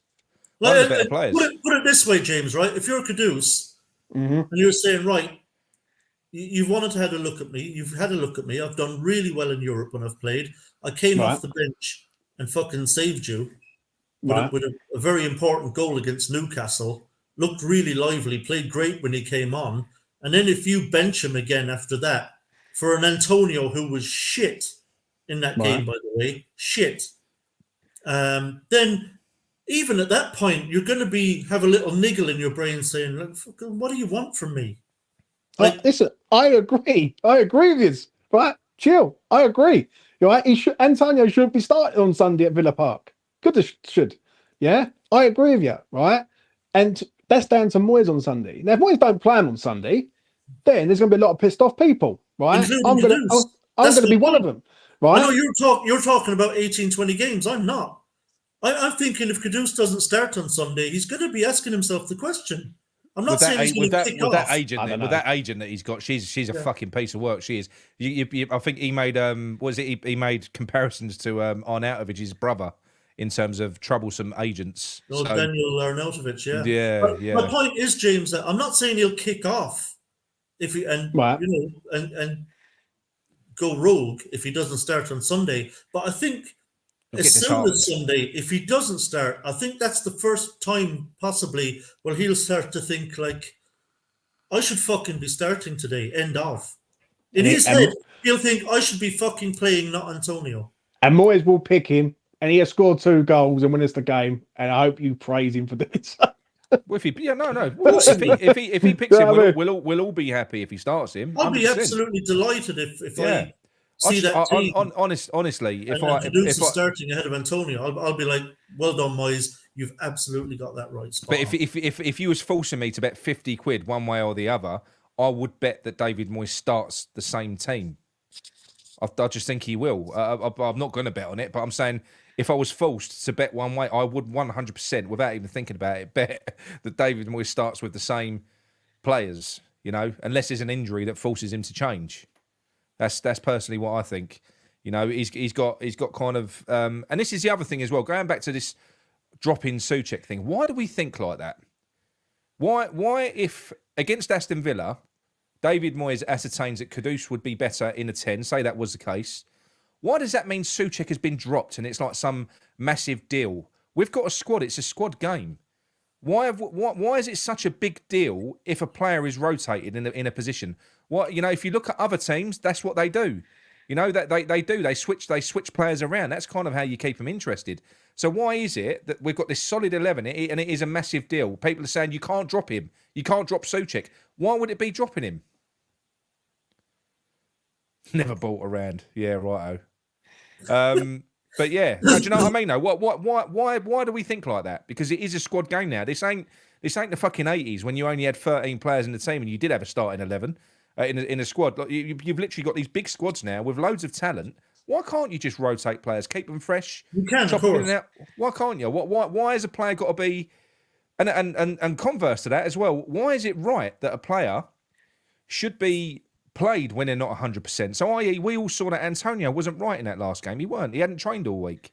So in that sense there, I think Moyes has got a history for that. He doesn't take players out the firing line. Souček was shit for all of last season. He had Fornals and fucking Lanzini sitting there on the bench watching him, probably in awe of thinking, I can't get in front of him. What's going on? Like he couldn't have been any worse last year, but he still carried on playing him. And sometimes I think you protect your players, you take them out when they're not playing well. Yeah, actually, ironically, Emery does that quite a lot. Actually, every time I watch Villa, they're like, okay, that's different from what they did last week. But now, no, you can't drop him. You can't drop Souček. You ain't dropping him. It's you can't drop Souček, though. Yeah, but that's what I'm saying. It ain't dropping him, no, James. If Listen, Moyes decides to play someone else in his position. Do you know what makes me laugh? People will criticise Souček last season, saying he was shit. And he was. Like you. Right, I was. Yeah, yep. Before you get excited, right? Yep. This season, he started off very, very well, and you want to drop him.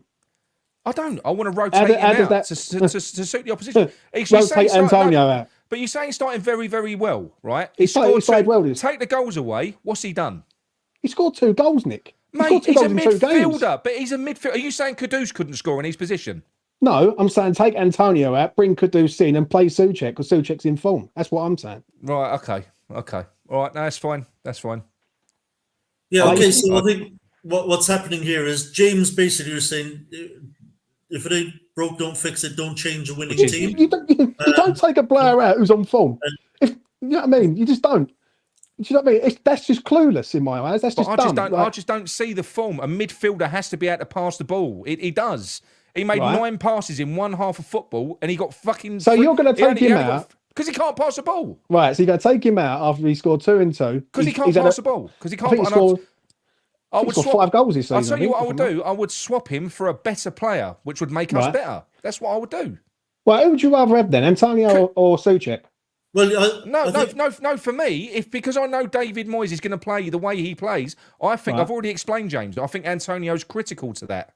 So I think the only thing that you can do if you're going to take one out, Antonio is droppable. I'm going to say that right now. Like, not for David Moyes, he ain't.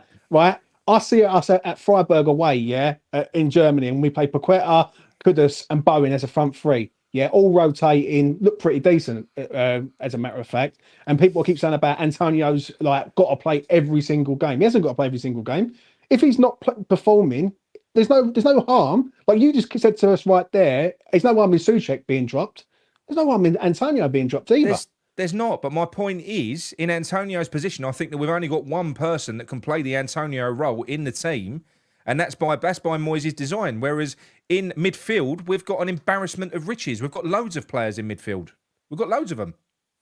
Well, we're playing. We're playing with 4 central midfielders, and we've got fucking Fornals on the bench and Kudus. So you take Souček out, then right? You're going to play Kudus. I take it you're going to play Antonio, then, aren't you? Because I think only because David Moyes is manager, James. Right. I can't get past the fact that David Moyes will play a low block, and Antonio needs to be up front. Right. So who comes off the bench to change the game for us? Things it ain't Thomas Souček. But no, we just said Antonio's going to play. Fucking. Well, you got Benny, you got Fornals. What do you mean? You might not need to change the game, James. You might have the game won. What you might do, James, is get the game won and bring players on to shore it up. Play the low block after. How about that? How about doing it the other way around? How about not waiting? How about not coming out in the second half like we're sleepwalking, waiting until we're losing, and then having to change it to get back into the game again? How about getting the game won and then bringing Souček on and players like that to shore it up? How about that? Oh, well, I disagree. You play for the 90 minutes, and basically at the end of the day, you need players to come off the bench and change the game. Cited Ben Rama, for how much I've backed him, hasn't performed this season. Yeah, Fornals is like a disappearing act, right? Maxwell Cornet is like in a wheelchair going around Stratford. So we need players off the bench who are going to change the game. Yeah, change the game. And none of them players that you've mentioned are going to change the game for West Ham. None of them. Kudus would, or Antonio would. I just think that we'll have a better chance of actually winning the game in 70 minutes of it with the right players on the pitch in the first place.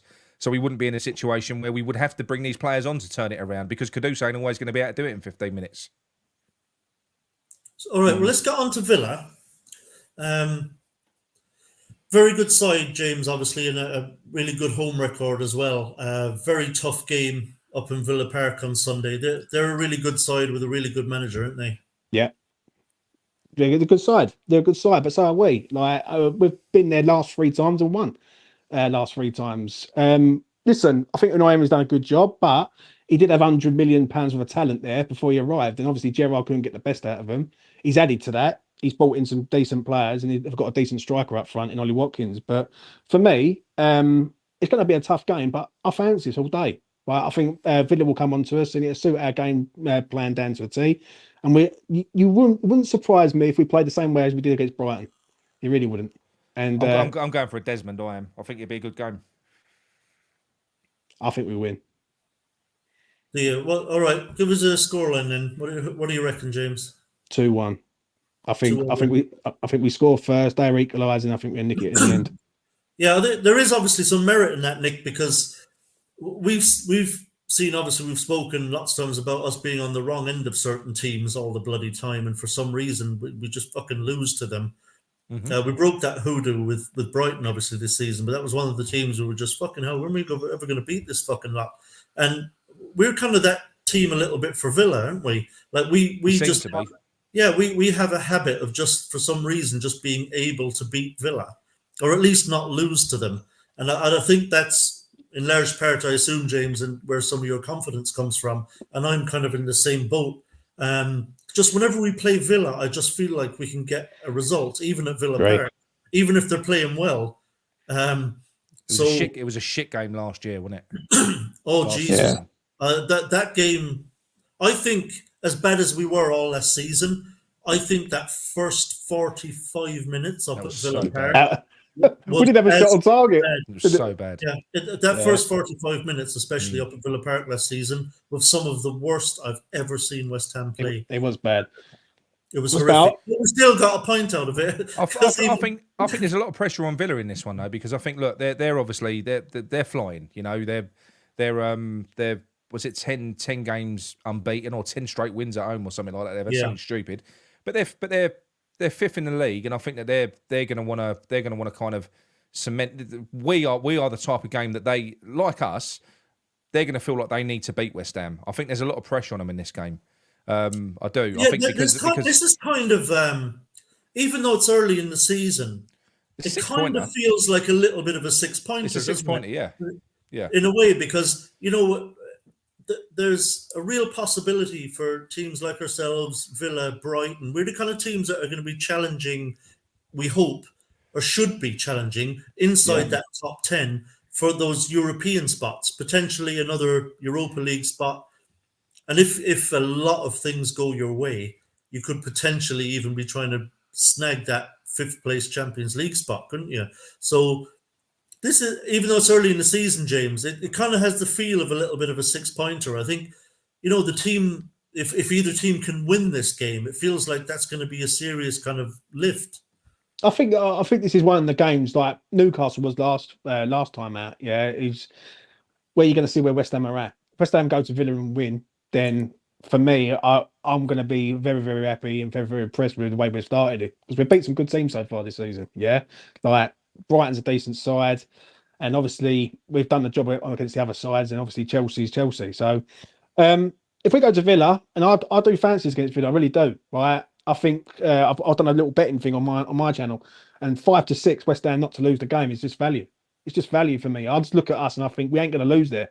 Do you know what I mean? I think the way we set up, I think the counter attacking, I think Villa always overhyped because of it's Aston Villa, but I think West Ham are a decent side this year, and I think we get something out of this game. I really do. Yeah, I really hope so. And if we let's be honest, a draw would be an absolutely acceptable result up there. The way we do it may or may not be acceptable to me. We shall see how the style of play is, but I'm the same as you guys. I feel like we won't lose it. No, but do you know the spotlight is on for me in this one? Aguirre. Yeah, I don't think we can keep on having mistakes from Aguirre. I like him. I like the player, and I do think he suffered as a result of the way that we play, because I think he got brought in. I've said it before a million times. I think he got brought in when Moyes was genuinely trying to change the way that we was playing, and we was going to play higher up, and that's what he does at recovery pace. I don't think he's a good backs to the wall defender. Although going back to what John said on our show last week, John said all defenders should be able to defend at the core, and he does switch off. I don't. How many? If heaven forbid that it doesn't happen, but how many more mistakes? Because I mean, we all used to have a go at Diop. I think Aguirre's made more mistakes in this short time than Diop's made in his career at West Ham. I think he's been sort of calamitous, really, and it is a bit of a shock because I like him as a player. But are you worried about him, James Aguirre, in this one? Yeah, I am a little bit, mate. I won't lie. I like Aguirre. I really do. I think he's a decent player. I think it's a shame how he started this season. He's been sent off. He's given away goals. He's just been an absolute mess. I think Mavropanos needs to come in if Villa goes bad on Sunday. If he's at fault for any goals or anything, I think Mavropanos needs to come in and Aguirre needs to have a little break. Yeah, maybe like a couple of Europa League games, like to get his confidence back. It's a shame. It's a shame. The only thing I will say is on the ground and with pace, he's all right. In the air, he's pretty pointless. It's just like it's pointless having him there because he just don't head the ball and he's just not strong enough. Like Isak pushed him off the ball the other week, and even though people will say it wasn't a foul and maybe like he wasn't ready for it, it was weak. It's just bad defending. So but the one for me I can't get past is how Solanke absolutely bullied the shit out of him. I mean, I don't think he couldn't have bossed him anymore. You know, whether it was a ball over the top, whether it was 50-50s with power. He was switching off everywhere. You know, the guy, and this is Solanke's a decent player. He's a good player, but he ain't fucking, you know, he's not Haaland, and he absolutely schooled Aguirre in that game. It also the Man City game for their second goal, where he hasn't sort of committed and he's just been all over the gaff. Yeah. For me, this is a big game for Aguirre. I agree with you. I really do. If he sods up in this one, I think he's out the door and Mavropanos is in for him. And listen, it'd be good to see Mavropanos with Zuma. The only problem is with it, I think they're both right-footed, and it's going to be a bit unbalanced at the back where you got Zuma who's on the right and Aguirre's on the left. Yeah, but you can't keep having a player in there who's a liability, and at present, Aguirre is a liability. It's a weird one, isn't it? And I've seen this argument. I don't agree with this argument, by the way, and I've tried to analyse it, and I can't see it. But there's a lot of people out there that blame Zuma for Aguirre's. Because he's having to cover for Zuma because Zuma's got no pace, he's kind of quite static. I don't see that. I think Zuma's played quite well this year. But do you think there's anything in that? No, well, it's a pile of bollocks. I mean, if you look at the errors he's made, they're nothing to do with Zuma. No. I mean, the one where he's tried to shepherd the ball back to the keeper and as Costa's goal, I mean, that was diabolical. What's that got to do with Zuma? The one where he's flown into a silly challenge on Sterling. Yeah. His communication with Areola's terrible as well, isn't it? Yeah, they're always fucking shouting at each other and about the lack of communication there. I think Mavropanos is breathing down his neck, to be honest. And I think the next error that costs us a goal might cost Aguirre his place. I think he's hovering at the moment.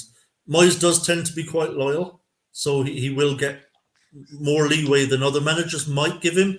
But I think another error that, especially one that costs us a goal, and I think Moyes might think, all right, I'm pulling you out, son. You can't. I think Everton's the game though. If you're gonna do it right, just for argument's sake, Aguirre doesn't have a good game on Sunday. Yeah, you've got to get him in. Got to get Mavropanos in against Everton all day. Like that's a perfect game for West Ham, and for Mavropanos to come in.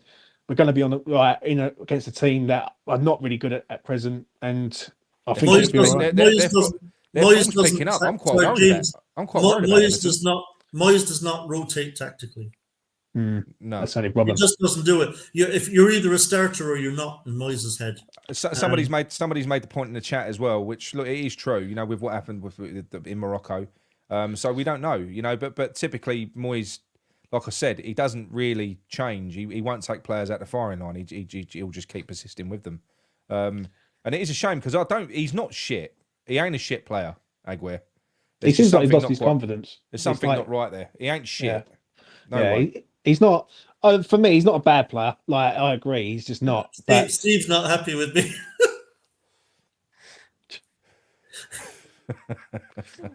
Tell me what you really think, Steve.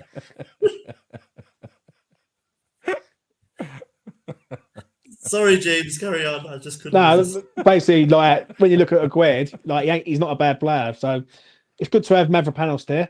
Like it really is, and he's waiting, and hopefully he gets his chance. Yeah, I think he ain't gonna. I mean, Troj said he struggles with physicality. It's something that Mavropanos ain't gonna fucking struggle with, is it? He's an absolute man mountain. He's huge, and he's got pace. Mavropanos is quick as well, isn't he? Yeah, decent. He's a decent Yeah, player. he's got a fucking finish on him as well. Apparently, he used to play as a Oh, he striker, has, yeah. so apparently he can hit a ball as well. Now, in the Moyes system, he'd probably get little or no opportunity to actually take a shot on. But No. you know, our centre backs come up for corners and that's it. Other than that, they're kind of around the edge of the box. What about Paqueta as centre forward? Because he's the one that's looked best playing that kind of that. I mean, the thing is, you'll lose everything that he gives you from deep if you do that. But because what they've done is when they've made the changes, he's made it so that Bowen, Kudus, and Paqueta, they kind of switch around. But Paqueta he's got the stature, isn't he? And he can hold the ball up. Do you think he could have a stab at playing as a striker if we needed him to? I mean, I think he probably could. In an emergency, you could absolutely play Mavropanos. Yeah. No, not Mavropanos, Paqueta. I know, but I mean, sorry, because I was looking at the. Sorry, yeah, no, I mean Paqueta. Yeah, Paqueta's one of those players you could probably play him anywhere and he looked good. Because I think Kudus, because don't forget, Kudus was identified when Paqueta was going. So he was bought as a Paqueta replacement because he's placed in the team, not so much now, but that's kind of what Paqueta occupies. So you possibly could drop Kudus back, push Paqueta further forward.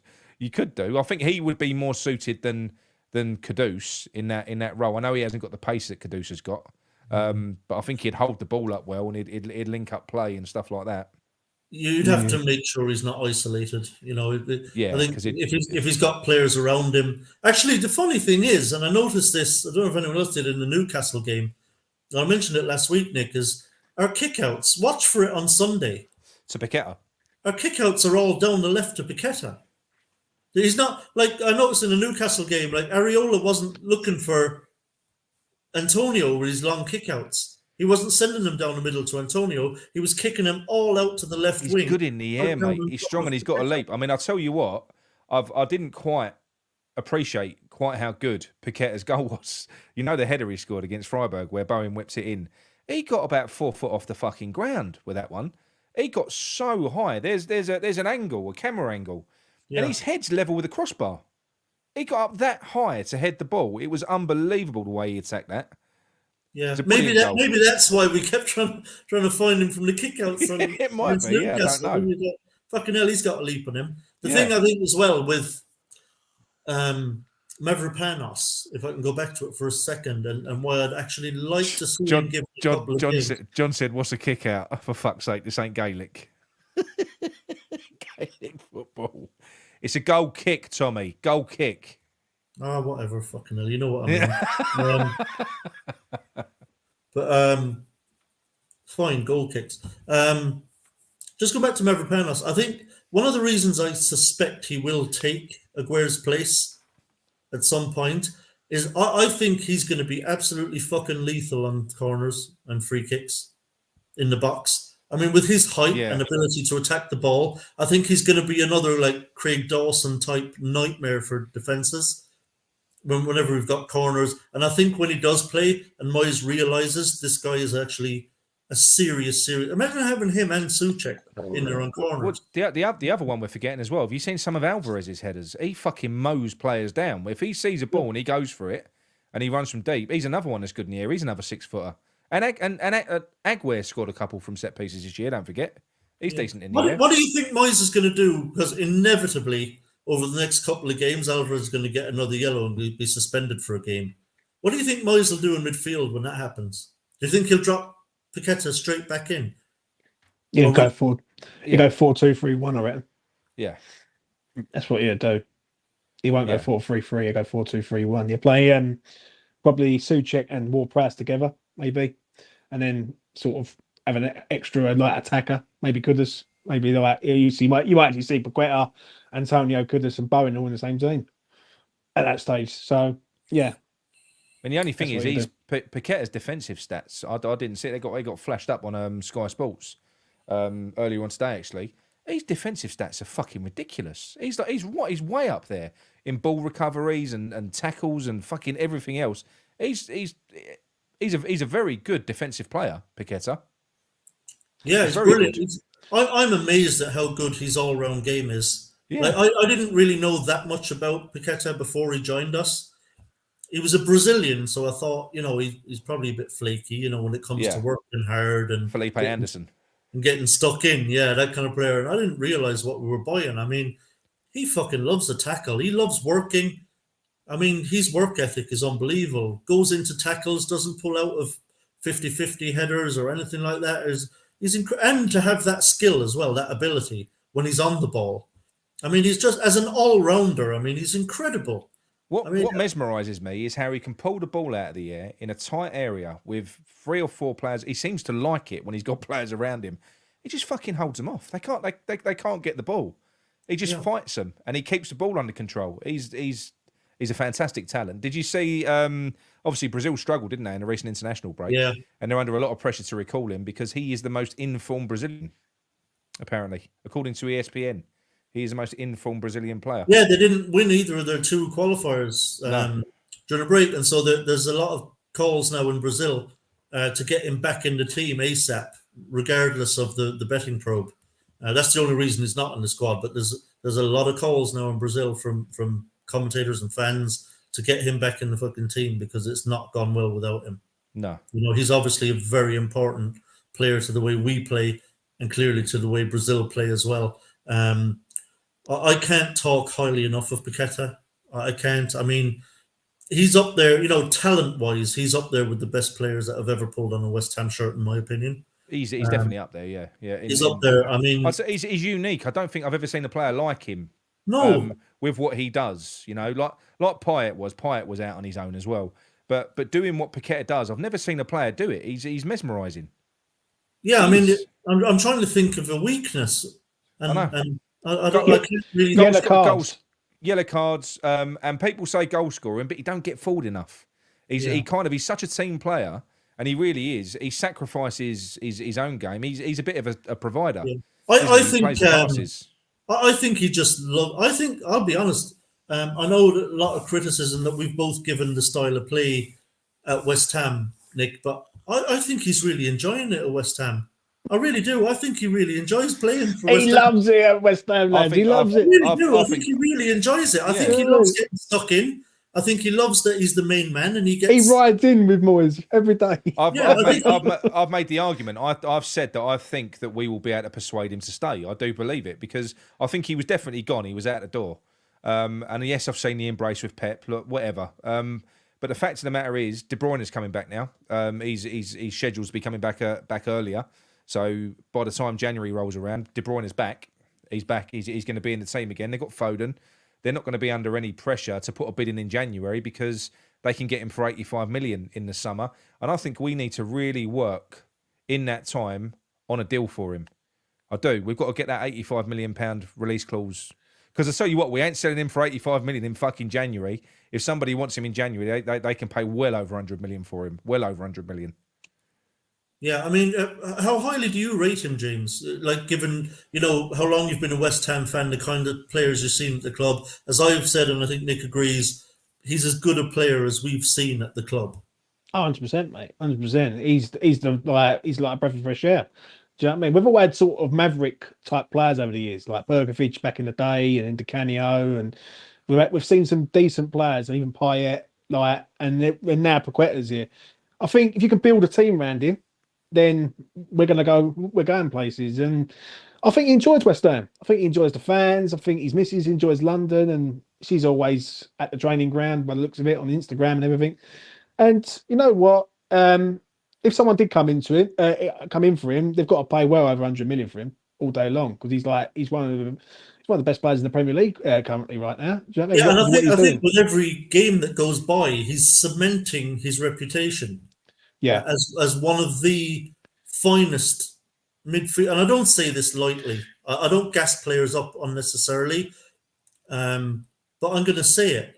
I think with each game that goes by, both for club and country.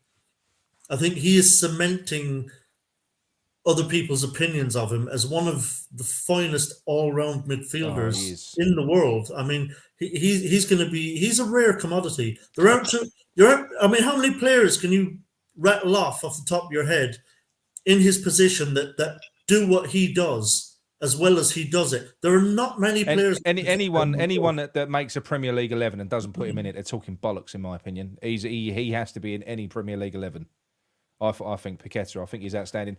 To go back to what John says here, he says his agent won't agree to a release clause. His agent will be in favour of that because, first of all, the agent will get money out of any negotiation that we make in the interim. He'll make money out of that. There'll be whatever increase he gets there, and the more money we sell him for, the more money the agent gets. Yeah. So. Yeah, I'll tell you what. I think where is it? I don't think this is too strong of a statement. I'm inclined to agree. I'm trying to think back. Best all-round footballer, yeah. I can't think of a better all-round footballer that I've seen at West Ham in a long time. Not in the Premier League era. No. Not in the Premier League era. But the thing is, it ain't even like he's a jack of all trades. He's a specialist of all trades, isn't he? Oh, look, someone's come in pissed from the fucking pub. Has he been drinking? No, not a little bit. Just a little bit. I've cut my head as well. Guys been out drinking and fighting. Fucking look at that. Like, must have been a big bloke who threw a punch at you. Yeah. What's happening? What is happening? We'll throw it out to you, Anton. I don't know how much you heard, but no, I've just, all right, well, I'll just throw it out to you then. We've been talking about Paqueta, and I think we're all kind of in agreement that I can't think in my lifetime of watching West Ham of a better all-round player that we've had than Paqueta. Yeah. All round, no. Yeah. Because he just can kind of do a bit of everything. Yeah, yeah. And I think that's the thing I love about him is the tackling, the getting stuck in. You know, it's funny. It's like when you talk about that betting scandal about him getting booked, you know, I imagine taking that out of his game. To flip it on the other side, imagine taking that out of his game. He wouldn't be the player he is. The reason why we fell in love with him is because he gave a fucking shit. Like, he gets stuck in. He's not scared to back away from a tackle. And his flamboyancy and his style of play, like, yeah, 100%. I agree with you. I can't think of anyone. You think of Payet, you think of what he did, but he didn't do the tracking back. He didn't do the working hard. He didn't do the tackling. And you can think of all the other players through that the time as well. So got to disagree with Steve. Sorry, Steve, got to disagree. I think Paqueta's a better player than Di Canio. I think Di Canio's flamboyancy and his, you know, goal scoring. I would say. Scoring. Yeah, think about the goals he scored. But they're forwards though. They're different players, aren't they? Yeah. It's not Payet. It's not Payet, is it? Yeah. He's you know. Yeah, I mean, look. I just think we're lucky to have had any of them playing for our club. To be honest, to me, I think discussing which is better. Yeah, I think Paqueta walks into Man City's team. Oh yeah, he does, but he ain't going to because he's going to stay. I'll be fucking heartbroken if he goes. Anton, do you think we'll be able to persuade him to sign a new deal, or are we barking up the wrong tree? Listen, we've got to try. You've got to do everything in your power. I think the only thing that holds on our favour is the situation he's in. So the situation he's in means that West Ham back him to the guns, and if he gets away with it, hopefully he does, then you've got to hope that he sees the faith that the club's paid in him to support him behind the scenes, whatever, all that sort of stuff. But at the end of the day, unfortunately, we live in a situation that if clubs like Man City come calling, fuck it, you know, or not just Man City. I don't think there's many clubs in world football, but there are maybe 2 or 3.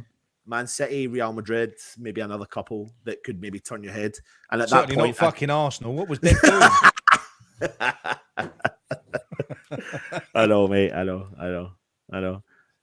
Yeah. So I don't know. I think there's teams that will turn their heads at some point, and I think maybe Man City and Real Madrid could be that team. But hopefully, listen, I know there's been talk about the kind of release clause of Paqueta. Like if we sign him on the contract and there is a release clause, ideally we don't want that release clause if it comes as part of the deal. I just think fucking yeah. But here's another thing in our favour though. But with release clauses, I mean, 85 million is still a lot of money to stump up in one fucking go. And Yeah, there's but City very, can do it, very Tommy. few clubs that have that kind of money that can stump up. Say the Ollie Watkins one, for example, right? Ollie Watkins had a release clause at Brentford. It was 25 million. Now, Villa ended up paying Brentford 31 million for him because they didn't have 25 million to stump up. So they had to do the deal like a normal deal over that they would pay it a certain amount up front, whatever it was, 10%, 15%, and then would pay the rest over the course of the contract like a normal deal. So even though he has an 85 million pound release clause, we won't necessarily lose him for 85 million. It's just if a mega club like Man City decides that they want him and they want him at 85 million, they might be the only club that could stomp that kind of money up front.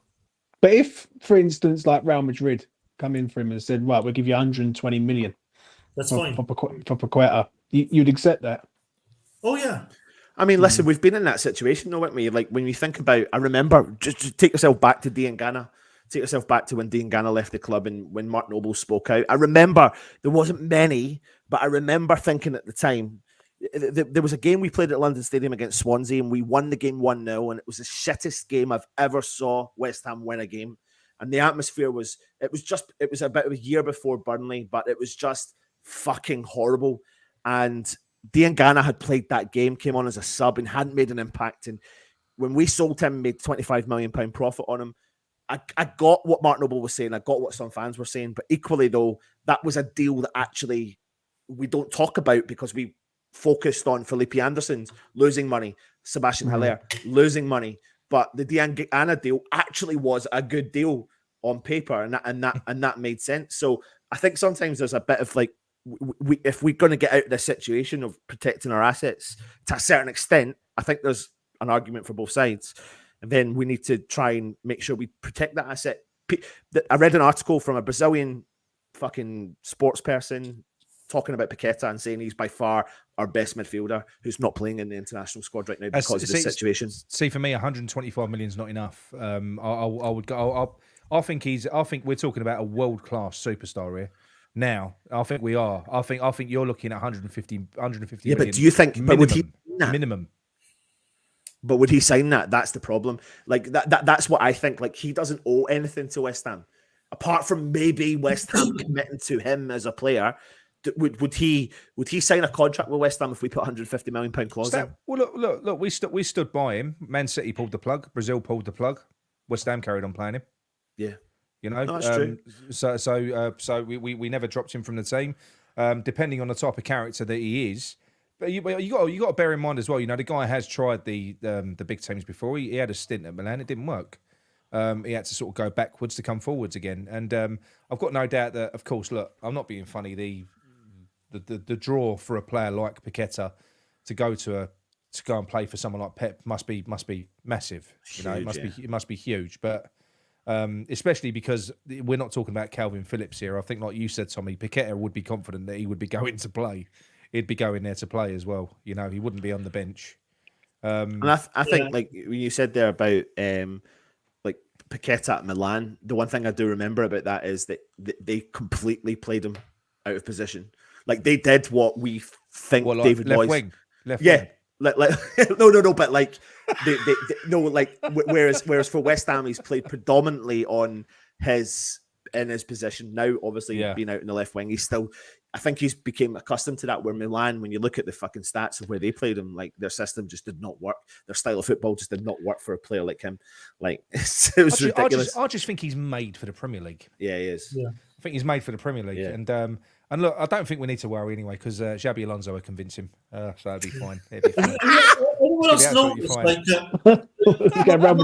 Paqueta doesn't have his pace, right? He doesn't really have any particular pace, but he always just seems to have fucking time on the ball. He seems to be like playing at his own tempo. His strength is actually when players are tight on him. They're on him. That's when he really comes into his own. In actual fact, sometimes you want players on him because I don't know if you've noticed this season in particular, he does it more than he's ever done last season. He puts his hand up on the player and stands around. He did it a little bit last season, but nothing like what he does this season. and he knows. I call it. He surfs a tackle. A tackle comes in and he surfs the fucking tackle. He stays on his feet. He just fucking. Yeah. He's got that skill set that's just fucking. He's also made Emerson better, no? Mate. He has, yeah. But he's also, and that's the other thing that we're forgetting, the obvious love affair that he's got with Emerson, who plays for West Ham. And there is obviously a bromance there, isn't there? 100%. Speaks the language, though. That probably helps the barrier as well, doesn't it? Yeah. But that's another thing. So if he's happy in London, he's got his mate playing there as well. They knew each other before. They played together before somewhere else. Leon. They both came from Leon. Yeah, they played together in Leon. So they've known each other for quite some time. So that obviously is very helpful as well. So if he gets himself back into Brazil, I think it'd be a massive tick for West Ham as well. If he gets another call up, if he gets pulled back into that Brazil team, because that will show him that he must be at a top club. That if you're playing for your country, you're representing your country. That will be big for him as well. So hopefully they do. They clearly need him, don't they? Because they've been struggling. So fuck yeah, and he's the sort of player. He's the sort of player that they need. Lots of people in Brazil calling for him to be brought back in now, like before the conclusion of the investigation. Even they just he's the sort of player that I think I've heard a few people talk about him and say, "Oh, he gives the ball away sometimes too easy." But if you've got a player like him who's so creative, who will try his best to penetrate any fucking defense that's in front of him, you can kind of forgo the fact that sometimes he gives the ball away and it turns over. The one frustrating side is if he gives the ball away in a deep area where it's close to the defenders, that's different. But if he gives the ball away further up the field, it's kind of... Yeah, I think you just have to accept that he's one of those players who's going to try things and sometimes it won't come off. And yeah. But what's amazing with him though, Tom, is that if you look at his average pass success rate in a game, it's anything between sort of 70 and 90%. And this is a guy that doesn't play sideways and backwards. This is a guy that sprays the ball about, threads the ball through the eye of a needle, and he's right. He gets it on the money more often than not, way more often than not. He's fantastic player. Yeah, I mean, he could find Madeline McCann with a pass.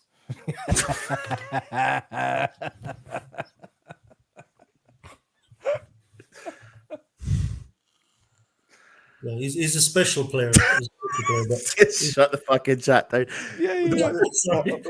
On top of that though, like that's why the excitement of Kudus is the potential for Paqueta, Kudus to play together. Because from what we saw, there's a little, and James, you said it. They read each other. They read each other really well. Emerson reads Paqueta really well. As much as people can dislike or like Benrahma, when Benrahma comes on and there is a 20-minute whatever, they link up well. Emerson, Paqueta, Benny, they link up quite well. It's just Benny's final third that pisses people off, but they actually link up well. So Paqueta seems to be the kind of catalyst to this, and this is why it's urgent that we. Yeah, he's kind of like Payet in that way. Where say like a rising tide lifts all boats. Yes. He's our rising tide. And another thing I would point out actually is that I think West Ham have really improved him.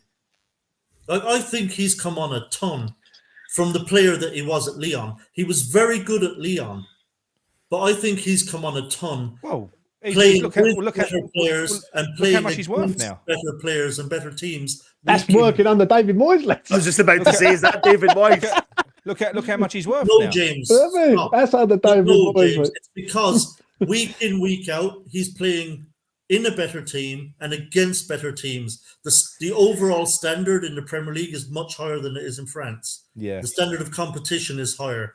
I refuse to accept that David Moyes has coached Paqueta to become a better player. I am sorry. £150 million player under Moyes. Give him some credit. Look. He certainly hasn't harmed him. He hasn't harmed him. No way. He's sitting there and he's going, do you know what? See that eye that needles. I think like with a player like Paqueta, who's so brilliant, I think virtually all you have to do is buy him and put him in the fucking team and leave him. You could play him right let back. Him go play football, and they will do their thing. You could play him anywhere. I don't know, because at the start of his West Ham career, but just before he picked up that shoulder injury, was it against Southampton? I think it was. there was a bit of criticism coming from the fan base about him and the criticism came from the mindset of it was Moyes playing him out of position, and we were looking at what he was doing for Brazil, and we were going, well, play him through the fucking middle, let him play a little bit deeper, and let him dictate the game from there. And then eventually, I think when he came back, was it post World Cup? We saw what he did at the World Cup. Post World Cup, we decided to play him in that role, and then we saw Paqueta, what we knew that came on. I think Moyes has helped that slightly. You know, Moyes is, as we all know, stubborn Moyes. We get that. But he has also, as much as he's stubborn, he turns around and goes, well, I fucked that up, so I'll change it. Yeah, Anton, that ain't right at all. I agree. At what point last year when Souček was playing shit did David Moyes drop him? So come on. He's done that with Lanzini as well, though. He's always had his favourites. Mate, a year he played. Yeah, but he did do that with Lanzini as well. There was a point where Lanzini was you should never have been near the starting lineup. He should have always been a squad player, but each week he came in. One of my bugbears is that he doesn't address things that we can all fucking see. I.e., James wants Antonio to not to start. Do you know what? I'd be happy if he didn't start. Tommy, I would be if Kudus came in. But the fact of the matter is, he probably won't. He probably will keep on playing the same way with the same players, and we'll come out slow at half time. And it will take ages to fucking make changes. So I don't think he is. Yeah, but I don't think he does address things. I'm going to say on the half-time thing. Like, people keep blaming Moyes for the half-time that West Ham come out slow. You have got to give some criticism to the players. Like, you know, Moyes is not telling them to go out and concede against Manchester City and he's telling them to go out and sit back. I don't disagree, James, necessarily, but Moyes is still the manager, and when this is a theme that keeps happening, it's his job to nip this shit in the bud. Yeah, I know, but he's not he's not in there at half time. He's not in there at half time. He's not in there at half time saying, "Listen, lads, right, go out and relax." He's going, "Shore it up." He's not dealing with it either. He's not dealing with it. Although coincidentally, when we do go down, we play better. So there maybe is a part of him going, "Fuck it, go fuck it." So it's part of the master plan, Anton, to go 2 goals down before we score a goal. But then rewind back to rewind to COVID. How much you drunk?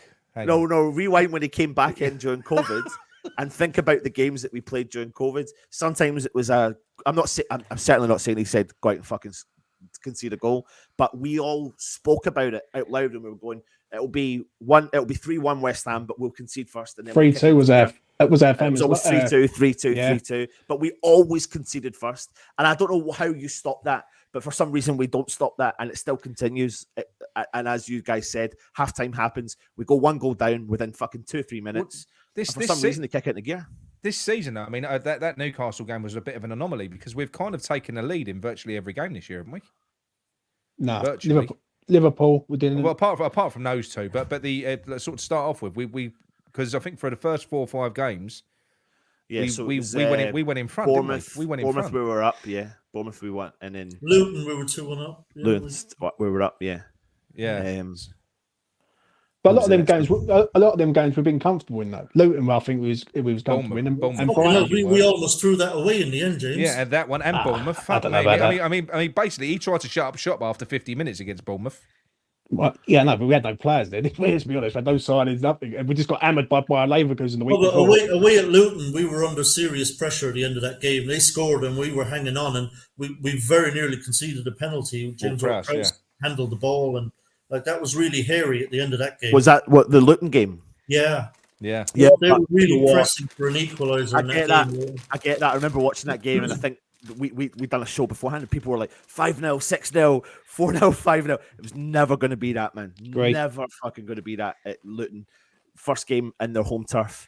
I know we should be doing that, but it was never going to happen because the sentiment took over the moment and live in front of the cameras. That's why they chose that fucking game in front of the cameras, because they knew West Ham could have been a banana skin. Like it was always going to be like that. So I walked away from that game, and I get it. I walked away from that game happier than maybe other people because I was like, that could have been a fuck up. That could have been a fuck up. That's Nottingham Forest. It was a good day. That's Nottingham Forest last year though. Yeah. But last year against Nottingham Forest, first game was at their City ground. We lost 1-0, and we was. But we played well that game, though. We were unlucky though that game. Yeah. We hit the post twice. Should have had a Yeah. penalty as well. Yeah. and should have had a penalty. Yeah, so we were unlucky on that one. But yeah, Forest are kind of fucked now, aren't they? I think. But, I'll tell you what. Talking about sort of Forest though, because I remember Russ before Forest signed. What's their striker's name? Tony Taiwanese, whatever his name is. I'll tell you what. If you are going to play the Moyes way, and you need a region, an Antonio region, that's him. He does like the business, yeah. That's him. And we could have got him for 15 million. And I must admit, back when Russ was doing his transfer links to 1,000 players, he raised him and he said we should sign him. He said he's an Antonio region. Double, yeah. Yeah, 100%. So just to get your opinion, I've asked the other two boys already, Anton.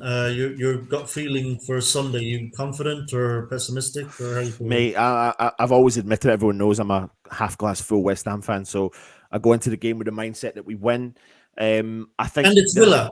They're doing well, but equally though. No, I mean we do well against Villa. Yeah, naturally in the last few seasons, yeah, they've got Emery, that changes things. You know, he's got a bit more of a structure in what they've got, but he can only work with what he's got in front of him. They've got a few injuries, and I think it all comes down to what West Ham turn up. And so far, if the West Ham turn up, I don't know. If the West Ham turn up against Brighton, we destroy Villa. 100%. I genuinely believe. I agree with that comment. But if the Villa turn up, that beat Brighton 6-2. No, but this is what I was going to say. I think if West Ham turn up, the West Ham, I'm going to disagree with that point, Nick. I think if West Ham turn up and Villa turn up, West Ham will beat Villa. Agree. I think the only way West Ham get beat by Villa is if Villa. I hope you're right. No, but I think it.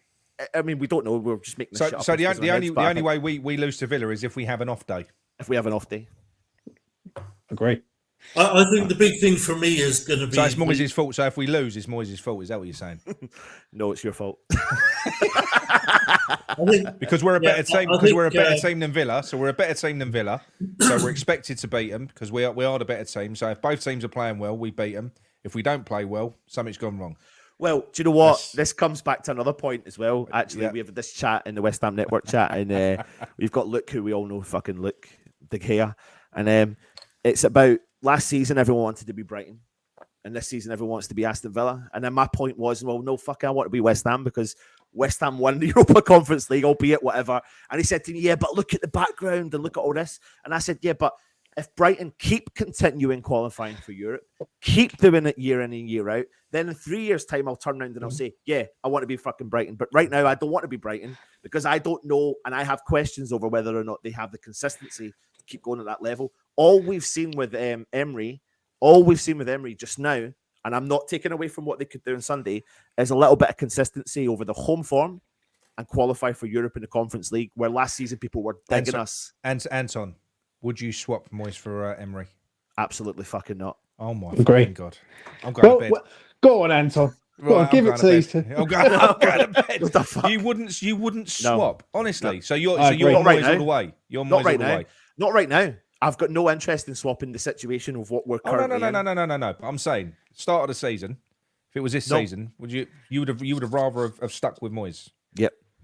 Okay. I agree. That's some well, Scottish I'll tell you Scottish what, bias we've got going on there. I don't know what Jamie's excuse is. He paid me 20 quid sterling. 20 quid sterling to say that. There's no Scottish bias with me, but you can't take away the fact that he's done well. On here, if you'd have asked me like last June, end of the season, you can stick with Moyes or we can go get Unai Emery, I'd be second. I'd said I'll go and pick him up for you. But one thing Anton has said, which I make him 100% right, is everyone wants to be another team, but ain't we a decent side? We're a good team, yeah. Yeah, so let's all start praising West Ham United. I'll not keep praising Brighton and Villa up. We do. We praise the team. We praise the players. We praise passages of play. James, what we're praising is a way that teams play. All we're saying is that Villa and Brighton are much better to watch than us. Yeah, they're better to watch. They are. We're not a game for. Put it this way. Typically, a West Ham game isn't really a game for a neutral. It's not. It's not the greatest advert for the Premier League. I don't think. I mean, I have to disagree on that. I don't think it is. well, Not I think- really. well, I think- You, as a neutral, you don't watch West Ham. I don't think. I don't think you know. do. I don't What are think you you looking do. for though? Like, are we going by the mantle of what Nige says, which is goals is fun? What are we Depends going by? what depends what the goals are. Depends what the goals are. Really, look, it does. Look, everyone likes different things in football. They do. We have scored in every game this season, though. Everyone No, likes but different. Like different we're things from invested. football. Like They do. we're West Ham fans, so we're invested in those 90 minutes. I don't like the We're- style, but we're, you know, I will. we're glued I'll to tolerate it, and I hope it works Yeah. through to the end of the season. I hope we get into Europe. I hope we win a cup, and then I hope that we part ways with David Moyes. He sails off into the sunset. Tim Steiten, who cherry-picked Xabi Alonso from Real Sociedad B, give him the mantle to go out and find the next man to come in and take us to another level. Give us success and entertainment, both. They don't have to be. Yeah, It but doesn't have to be they either don't or. always Doesn't come hand in doesn't hand. have to be either or, Agree. Anton. You can have both. We ain't getting Alonso, mate. 100%. He's going round. He's going round Madrid. But Tim found him from Real Sociedad B, so he can find the next one. And that is part of his job, is to, Yeah. you know, and Tim probably already knows, He you does. know, that if something does. happens at any point, whether it's earlier in the season or at the end of the season, if it's not going to be Moyes, for whatever reason, I think Steidton probably already has his little short list. Question then. Moyes had the best opportunity to walk himself without being pushed. He He could have doesn't walked. walk. Well, the question is why? Why would he give up that amount of money? He's Scottish. Is he going to give up 5 million? He could have went to Celtic. He could have walked in. Look. It's got nothing to do with him being Scottish. Nobody walks away from. No, 5 I'm million. not. I don't know why I'm not offended by that at all. But nobody walks away from 5 million. But he could have walked into another job. So I think at that level, he is not shy of getting a fucking another job that pays that 5 million or double or more or whatever. Look, I'll tell you what. Can we have this little debate now? Because people say at the moment, look, Celtic isn't bigger than West Ham, all right? In the Premier League, because I think that's where he wants to manage. Be honest with yourselves, right?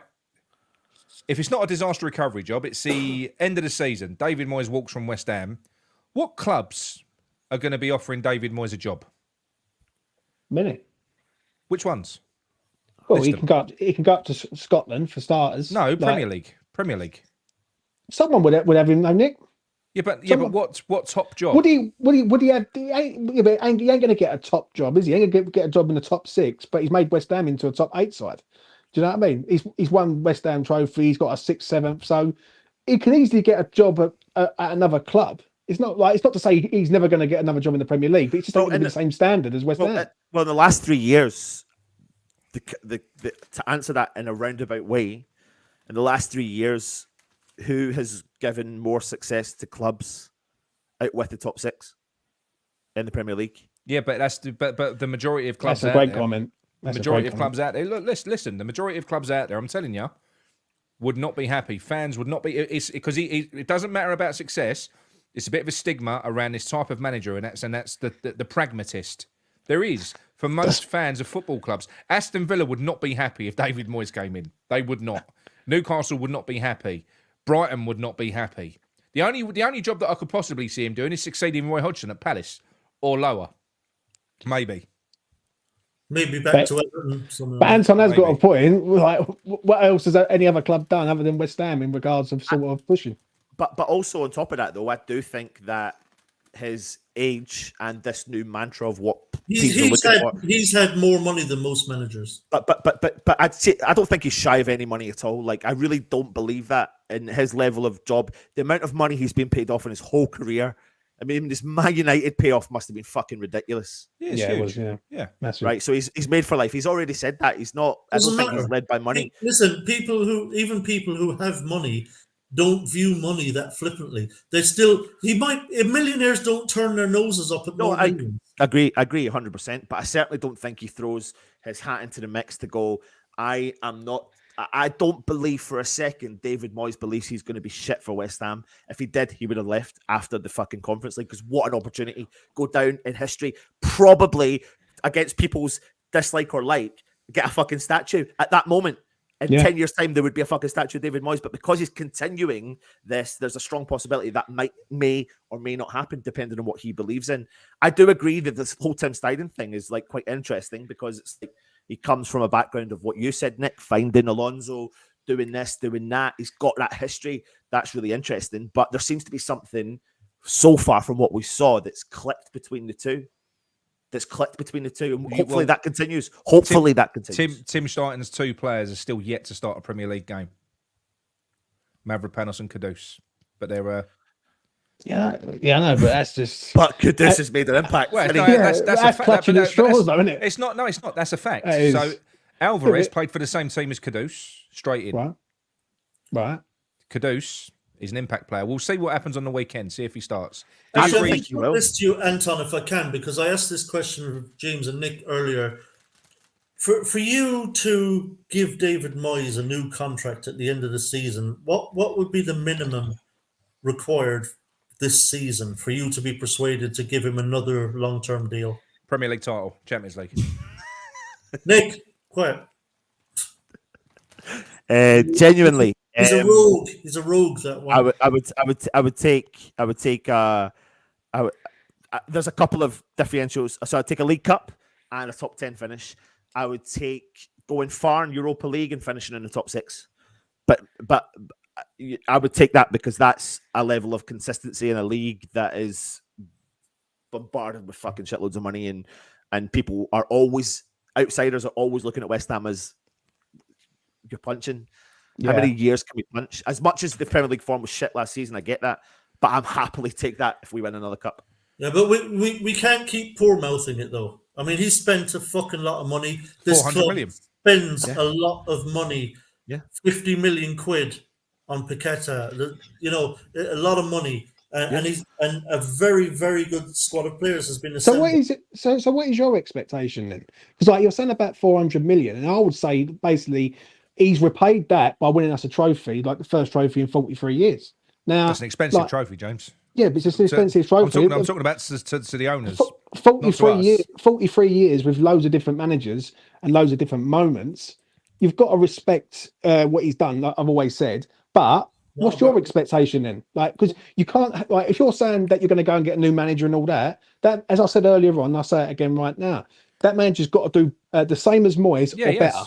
Yes, or we'll go and we'll get. I think there's plenty of managers that can do what Moyes is doing, but like position-wise and winning the Conference League, I think there were plenty of managers that could have won it. Yeah, but do you know what?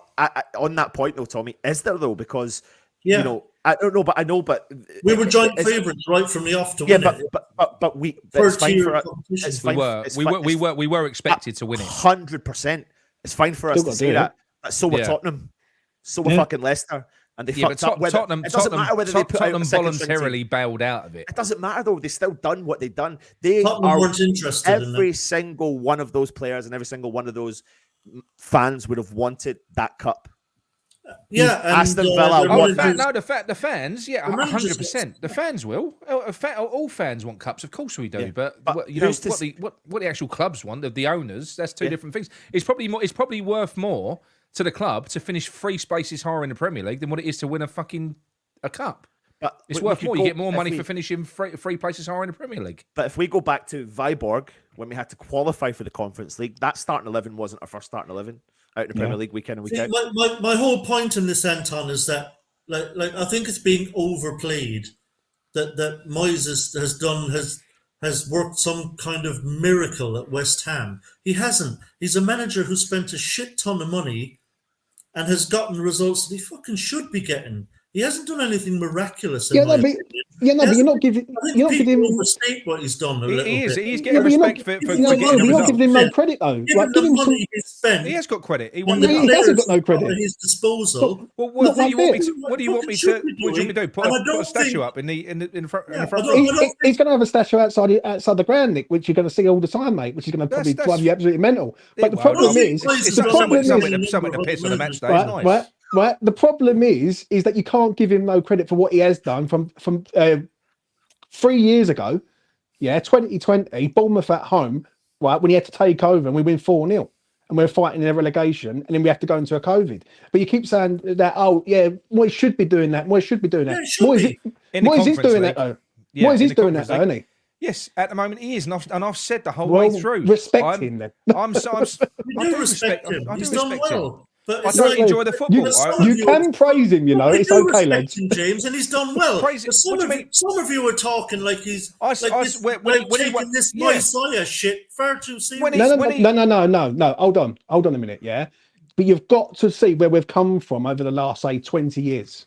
Yeah, we've been relegated multiple times. Yeah, 3 years ago we was on the verge of going down with Roberto in goal and things like that, and having Pellegrini in charge. Right, he comes in, he saves us. He spent 4 times as much as Pellegrini, by the way. Right, but that's fine though. Right, he's entitled to spend some money though, Nick. Do you know what I mean?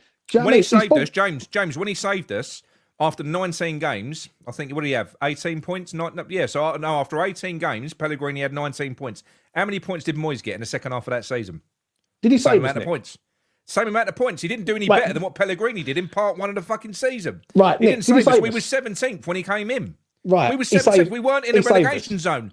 He saved us, But we Nick. weren't in a relegation zone. Right, we was going down, Nick. Right, we was bad. Yeah, We was And bad when anyone- he came in right, at all. Right, but yet again, right, the following season we go through COVID. We end up 6th in the league. He was the king of COVID. He was good. Right. When was the last time West Ham had consistent back-to-back European campaigns? No, look, listen, no one's saying that. Look, forget I've always the said past when he games. listen, when he does go, and I've been saying it all along, I've said on countless occasions that he has done a good job. He's laid the foundations, he's been very good for West Ham, but he's got a ceiling. David Moyes has a ceiling. I want us to go beyond that. And the fact of the matter is, I also said on my last show as well, on this very show, I said, I can't be proved. This is the thing. This battle is, oh, Nick just wants to be proven right. I can't be proven right. David Moyes has succeeded. If David Moyes goes on a bad run now for 6 or 7 games and gets sacked, it doesn't mean he's failed at West Ham. It just means that that's come to an end. His time at West Ham, at a high level, has been a success. That's what I believe. So that's credit. But the fact of the matter is, James, That is no credit. Man, what do you mean that's no credit? That is no credit, Nick. I'm not being funny. Bring him in. I'll pull his pants down. I'll tongue punch him for you. All I'm going to say is this. All I'm going to say this, yeah, is the first 10 games, people are going, or first 6 games, we're going to see how he gets on after the first 6 games, right? He loses against 2 of the best teams in the league, yeah? He's won 4, drew 2 games. People keep bringing up the Bournemouth game, but they keep forgetting that we had no signings, and the week before that was getting slapped by Leverkusen in Germany, yeah? But people use that as a narrative to keep digging at Moyes. Who was managing the team when we was getting slapped by Leverkusen though? Right, David Moyes was right, but look what David Moyes is doing now. Yes, now, I am looking at what he's saying, but I don't know what you want. What do you want? I want West Ham, as I've always said, to be a successful side. No, from the fans, you keep on saying I want him to get respect. What do you want me to say? Right? Do you give Moyes any credit, Nick? What do you mean give him credit? What if when he wins a game? If he wins a game, I'll say yes. I'm happy with our league position this year. He's done better. It feels to me that you're prepared to keep knocking Moyes and fighting the Moyes out drum, but you won't sit there and say, you know what, he ain't done too bad this year, right? He ain't done too bad this year, right? And you're saying about losses against Manchester City and Liverpool, 2 of the best teams in the league, right? I don't think that's really a narrative to go down. Listen, what I mean? Listen, you don't listen. I've said he has done well this year, James. Our points are always good. I'm happy we're in 7th place. We're doing well in Europe. I'm happy with it, but I don't enjoy watching the football. So I think he's doing what he's doing because this is David Moyes has gone back to doing what he does best, which is his style of football. He's good at it. It's working. I don't necessarily enjoy watching the style. I don't think I ever will. But I'm happy. Am I happy that we're winning? Yes. And I'm in the boat where I think some people are getting carried away with what he's doing. I think they're overstating it a bit. All this Messiah fucking shit with the amount of money spent and the players that have been brought in. We fucking should be a top 10 Premier League team. 100%. We should be going and winning the conference. We're not overachieving. We're not in the overachieving camp now. When he first came in, you could say we overachieved. This is now expected. Now we have elevated. We've gone up a level. Now we're not overachieving now. We need to achieve now. That's the difference.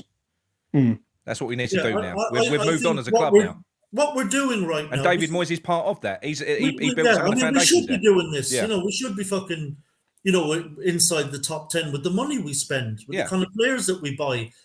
You know, like he's doing fine, but I think there's plenty of managers out there who are very good managers who I think will actually play a nicer brand of football, will actually be a lot more fun to watch, who can do an equally good job, have us in the top 10 and have us being, you know, a good side in Europe against a lot of teams that we play, particularly in the group stages and early parts of European games, where we are much better than these teams because we can outspend them vastly with the kind of players that we buy and the money we spend on them. This whole Moyes stuff, to me, I know some of it's tongue in cheek. It's fucking cringy to me. But some of it's just getting. It's two different. There's two different generations though. You've got a lot of the older fan base who, let's be honest, don't like Moyes, and you've got a lot of the younger fan base who have seen West Ham in their best moment. And listen, right, and a lot of younger fans, and I know a lot of the younger fan base, yeah, they idolise Moyes because of what he has done at West Ham over these last 3.5 years, right? So you've got two different generations, right? You've got a lot of the older fan base look at it and think this is shit, and a lot of the younger fan base is the best they've ever seen. So there is no there's no middle. Basically, it's either one or the other. But basically, I think what we can all agree on, and this is true, right? I don't think anyone can disagree with this, whether you agree with the reasons why or not. David Moyes is 100% the most divisive manager since Sam Allardyce to our fan base. He is. And it comes down to style, because there will always be a big section, whether you agree with that or not, James, there will always be a big section of West Ham fans. Style will always be important. It will be. And this type of manager will always be divisive. It will be. I don't want the West Ham fans to be getting at each other's throats all the time. I actually don't. It does get boring for all of us to keep. But you've got to look at it, though, Nick. I agree with you. Yeah, right, I do. But you also got to look at it from a younger fan's point of view. That they're looking at people of the older fan base and going, "Why are you so unhappy when West Ham are in their best moment? We've just won a trophy. We're qualifying for Europe. We're finishing in good positions. We're signing good players." And a lot of the younger fans, and when I say younger fans, I'm talking from 18 to sort of 25. They're looking at this and thinking, and they're puzzled, and they're going, "Well, what is the problem?" Can I give you the opposite of that, right? So I've got my son Ben. He's 14. We were all season ticket. He's been a season ticket holder over at West Ham since he was 2 or 3. John's son Freddie. He's 12. Plays for Leyton Orient. Obsessed with football. Both our boys are. Same thing over there from the age of 2. They was over at Upton Park. They saw it all. They 15, 16, everything else. Both of our children now, who are both football mad, they struggle to maintain attention at West Ham. Freddie over at West Ham with John is constantly on at John. Can we go? Ben, when I'm watching a game here with him, not so much when we're at a game, because we don't go to every game now. So when we do go, it's a bit of a special day out. But when I try and bearing in mind that's my thing with me and my son. But when we're sitting there, I'm trying to motivate him, believe it or not, because he's literally losing interest, and he's like, he's queuing up the moment where he says, "Dad, can I go?" He hasn't watched a full game this year. Ben can't watch it. He said it's dull. He said it's so frustratingly dull, and I said, "Why is that though?" And he said it's because we've got so many players, so many good players, and it feels like they're not being allowed to play. And that's my son's take on it. So then you got a 14-year-old and you got a 12-year-old. And that's the thing. It's different from all angles. So it's not all young people love Moyes. It's division. Different people like different things. I understand that, but then the argument also can be said that not all the older fan base despise Moyes. Like I'm going to be honest, I understand that, but I'm going to ask Anton this. Like obviously, Anton, you do this. Like you speak to a lot of people, yeah. Like is it like for me? Where we all do the YouTube game. Yeah, I see it myself that there is a massive divide between the older fan base are sort of set in their ways. They go back to the Lyles and everyone else, and then the younger fan base are looking at Moyes and seeing a modern day sort of manager who's winning stuff. What do you reckon, Anton? I think it varies. If I go by my dad, for example, who's been there, done that, wore a t-shirt in terms of all the success of West Ham years, and then listening to his opinion, he turned round as an old school fan who's not on social media and goes, "What the fuck's everyone moaning about?" When I tell them, there you go. That's exactly right, and we've got loads of people on ours of that generation that are old, 70s, and they like Moyes. Yeah. I just don't but then a Moyes is counter. pulling up as many trees as some people make out. A counter to what Nick was saying there about your son as well, and I take my boy Freddie, who's 7, to West Ham, and I fully expected his attention not to be there when he was a young kid, but I still take him. But I took Freddie because I was like, the reason I went when I was young, and I watched games with my dad, and I've been going since I've been a kid from Scotland, was never. My mum always talks about it was never about the game with you. It was about the atmosphere. It was about the songs. It was about the shop. It was about the experience of being at the game with the family. So even when I think back to being 15 and 16, and I played semi-pro up in Scotland, I remember always being told try and watch games, and my attention span of watching games never became apparent unless I was watching a very interesting game. So it was. If I go, do you know how you've got people like Nigel in life who remembers every fucking moment of every single fucking game, of every minute, of every situation, but I don't unless there was something dramatic that happened in that game. So Pedro Di Canio, Wimbledon, volley, amazing. You picture the goal. Moments. You remember moments. Yeah, the moments, yeah. And I remember the John Spencer stamp from Julian Dix standing on John Spencer's head. I was there, all that sort of shit, moments. But I don't actually fucking remember the score of that game, because the game probably was shit. But I remember that's the moment I took from it. So, is there an element though of the people that, because I think maybe the generation that you're talking about, James, and maybe ones that didn't really experience Upton Park as well. Do you think it's changed, Anton, for people? Because our boys were season ticket holders at Upton Park. When Ben goes to games now, like I say, if we go to games, he's fine. He enjoys the day out. But to do it I don't enjoy it as much over there as I used to. I think it's far more. It's getting better. It's getting better, but I think it's far more kind of sanitized now than what it was before. It's franchised now. Yeah, that's what it is. Honestly, it's dull by comparison. There is no comparison. Big games, don't get me wrong. Your Sevillas and stuff like that, you'll have a great night in there, but it has to be a big thing. But my other example, probably you'll be the same as me. Like every time we make a journey to a home game, it's a pain in the fucking arse in terms of money.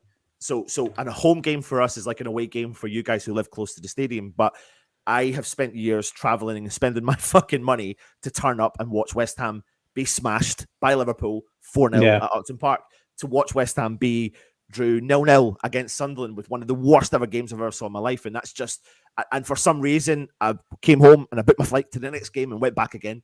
And people were like, "What the fuck are you doing?" And I was like, I don't have an answer. I don't have an answer. I done it last year. But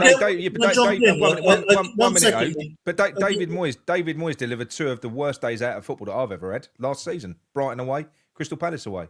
Shocking.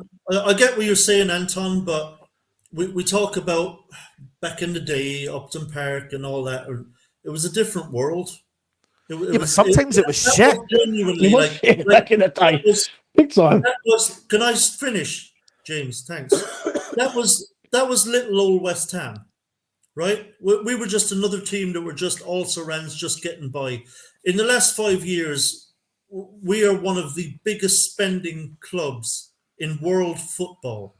We're living in a different time. We have more spending power than most clubs, even in the Premier League. We've spent a shit ton of money on building this squad and bringing in one player for £50 million. Even in the Premier League, that's good going. We've spent a hell of a lot of money.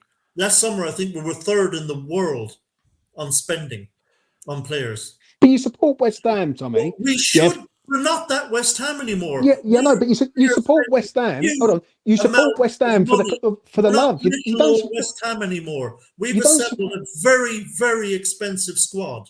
We should be better than the West Ham that was getting. Yeah, no, but you support West Ham for the love of the club, mate. Like whether win or lose, you're claret and blue at the end of the day. Like, and I don't understand when people say I keep saying about money. But James, we do it. Yeah, but that's why we do what we do, and that's why we get so emotional about it. If I didn't care, I wouldn't comment. I wouldn't be bothered. I do care. We're all emotional about it. We're all emotional about it. We're not the little old West Ham of the 90s. We've got 62,500 stadium, and we're spending big money even in Premier League terms, we're one of the biggest spenders, which makes us one of the biggest spenders in world football. Right. See, summer on summer now we're doing this.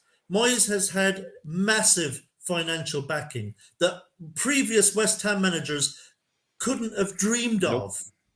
That's the fact. We're not little old 90s West Ham anymore. We can go back and talk about, I remember years ago we were getting pumped. And this, we're not that club anymore. And Tommy, this expenditure, because a lot of people will turn around and say, "Oh, well, the expenditure has only come about because of Moyes." It hasn't. It started in the Pellegrini era. They were starting to push money into the team, and that's why they didn't hang on to Pellegrini, because they was like, "No, fuck this."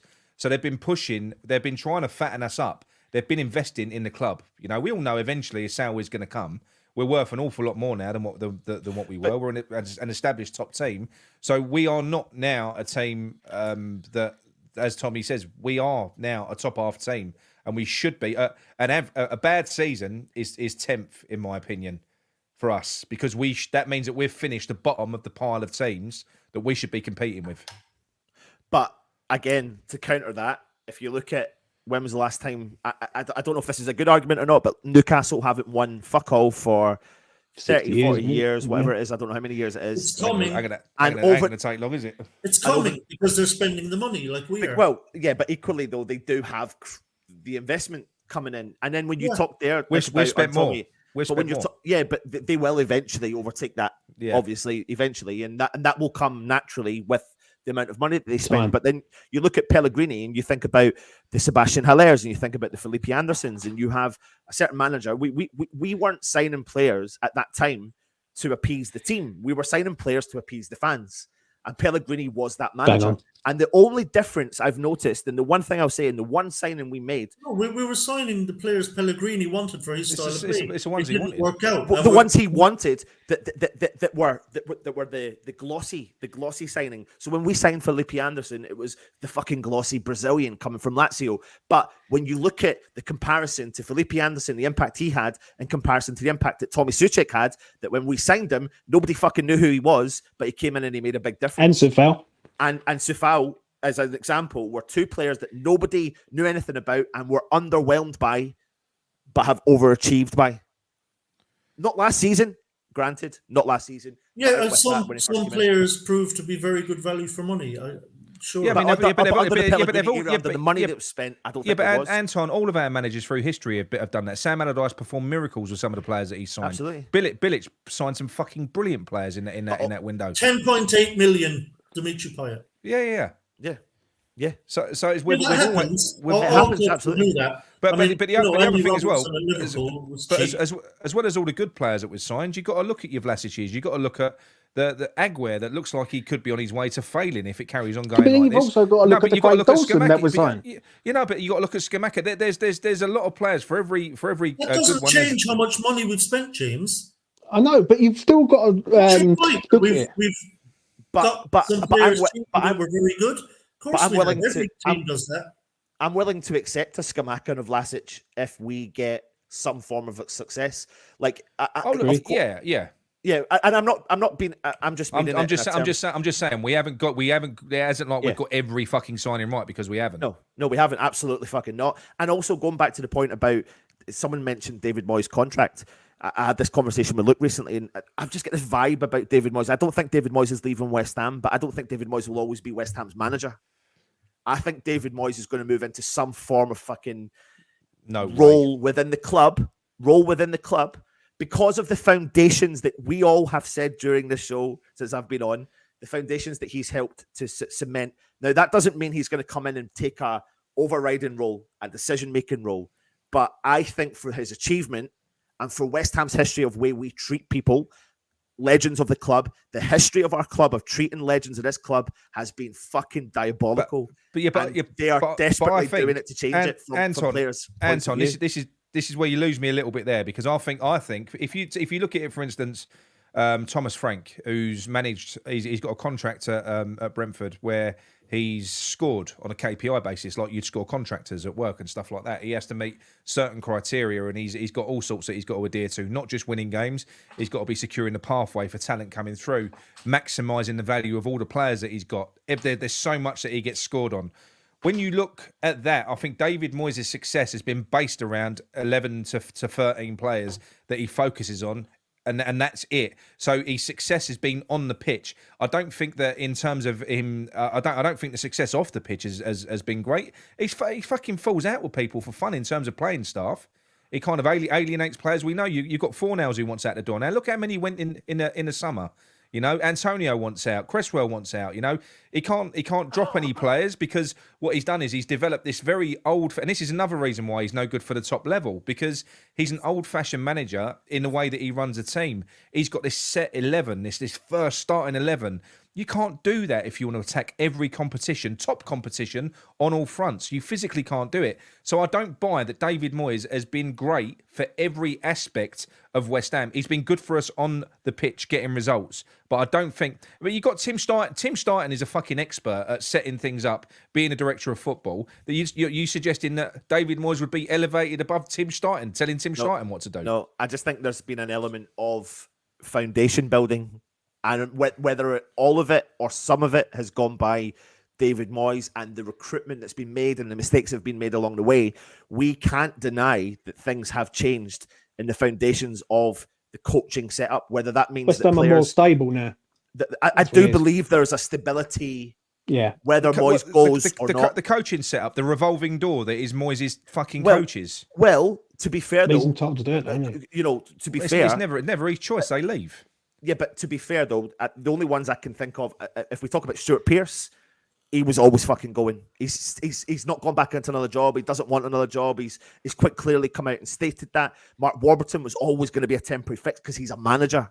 He's a fucking manager. He's not Alan Irvine, who I know he's still involved in a consultancy basis, but he couldn't. He don't want to work. I'll tell you what, that Alan Irvine consultancy thing, that's fucking jobs for the boys. That's bullshit. That is. Like, he's not even in London. He's not doing it from home and getting well paid. He's paying him to scout the opposition. Yeah, that's fucking... And he still does the same thing every week anyway, so what the fuck is that about? Yeah. I mean, listen, I get it. I think we're like, you're right, probably, Nick. There's a device opinion. I don't know how much of it, this battle's been going on in terms, not battle between us, but battle in terms of social media opinion and comparison to real life opinion. So I would be so intrigued to get 66,000 regular attendees and 30,000 fans out with that, 90,000 West Ham fans together to do a proper fucking debate and see what comes out on top, because I'd be really intrigued to see what the answer is. I don't think it would be 50-50. I'll tell you, do you know what I think you would get? Great. I think you would get from 66,000 fans inside the stadium. I don't think you would get a massive majority saying, I want Moyes out.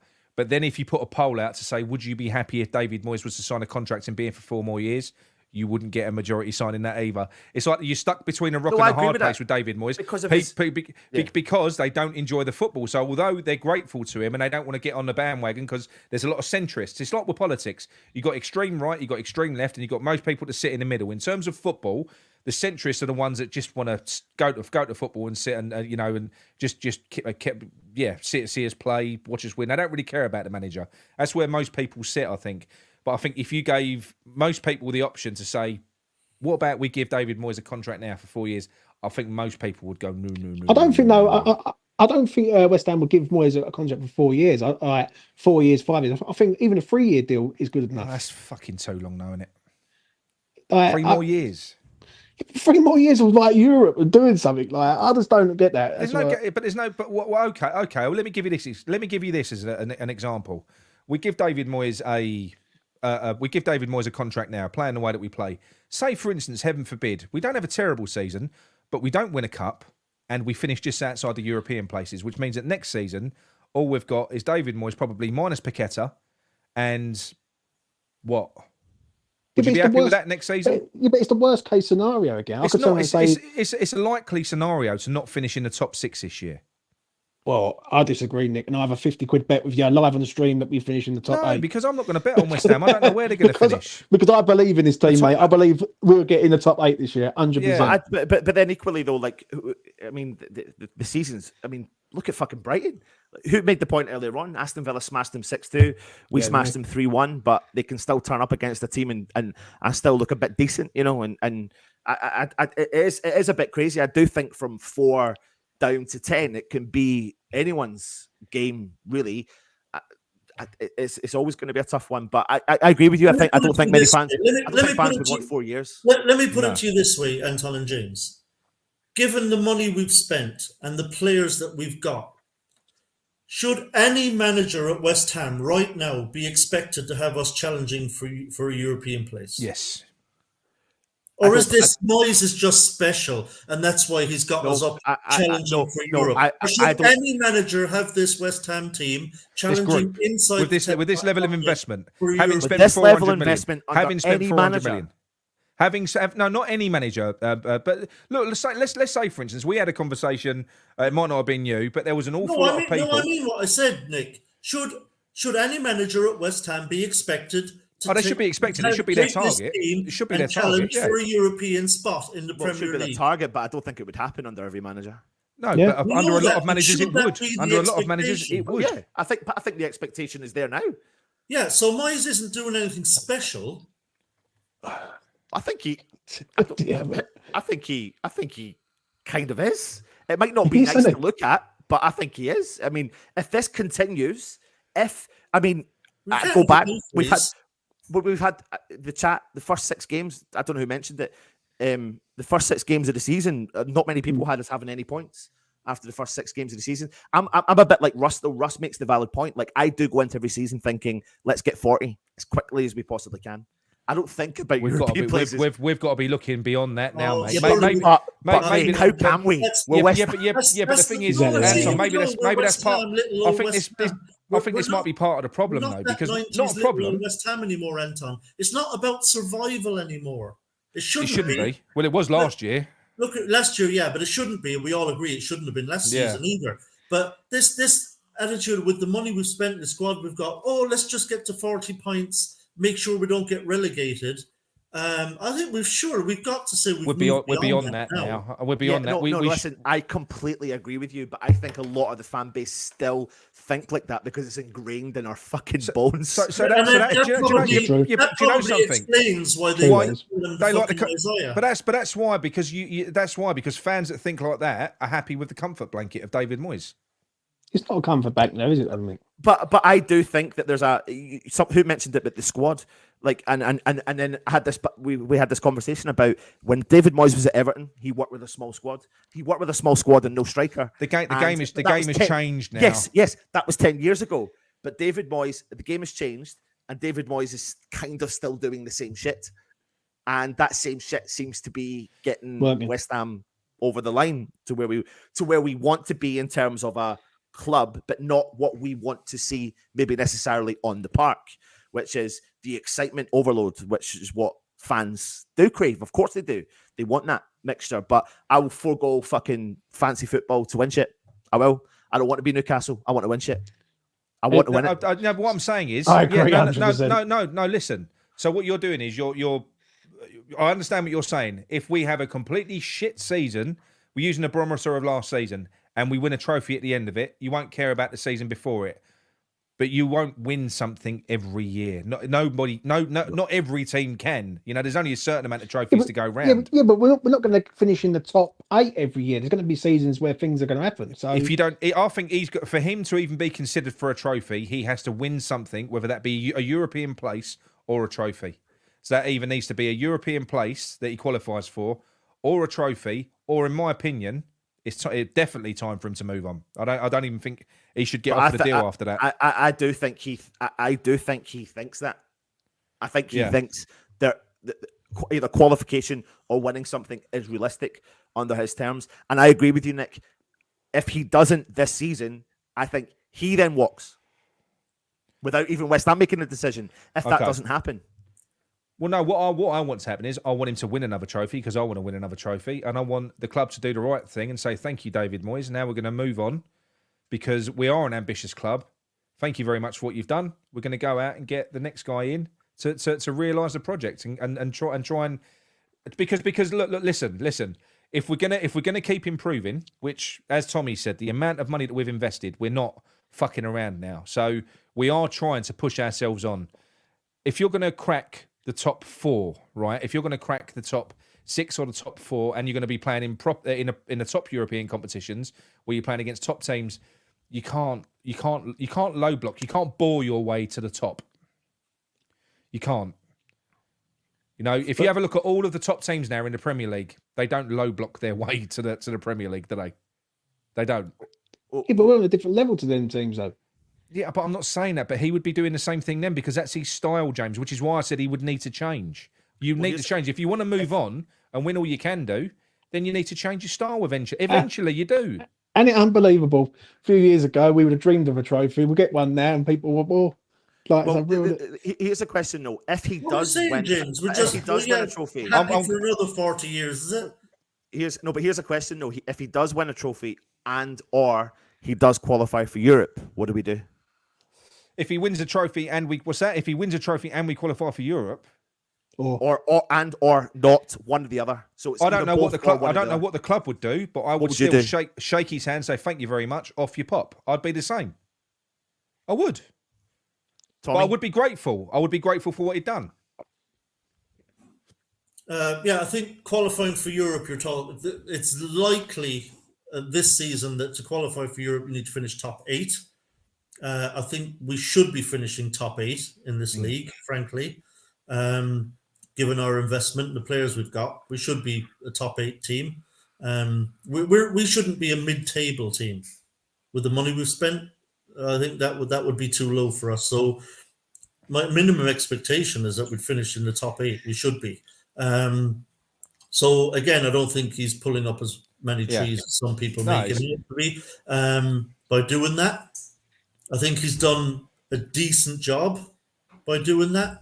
But I think I agree with Nick. I think I would not offer him a new contract at the end of the summer. I would move on from him. We'll bring in a new manager. Tim Steiden will find someone for us who'll come in and maybe move us on again from where we are right now. I think a manager will make us much better to watch, frankly. I do care about how we play.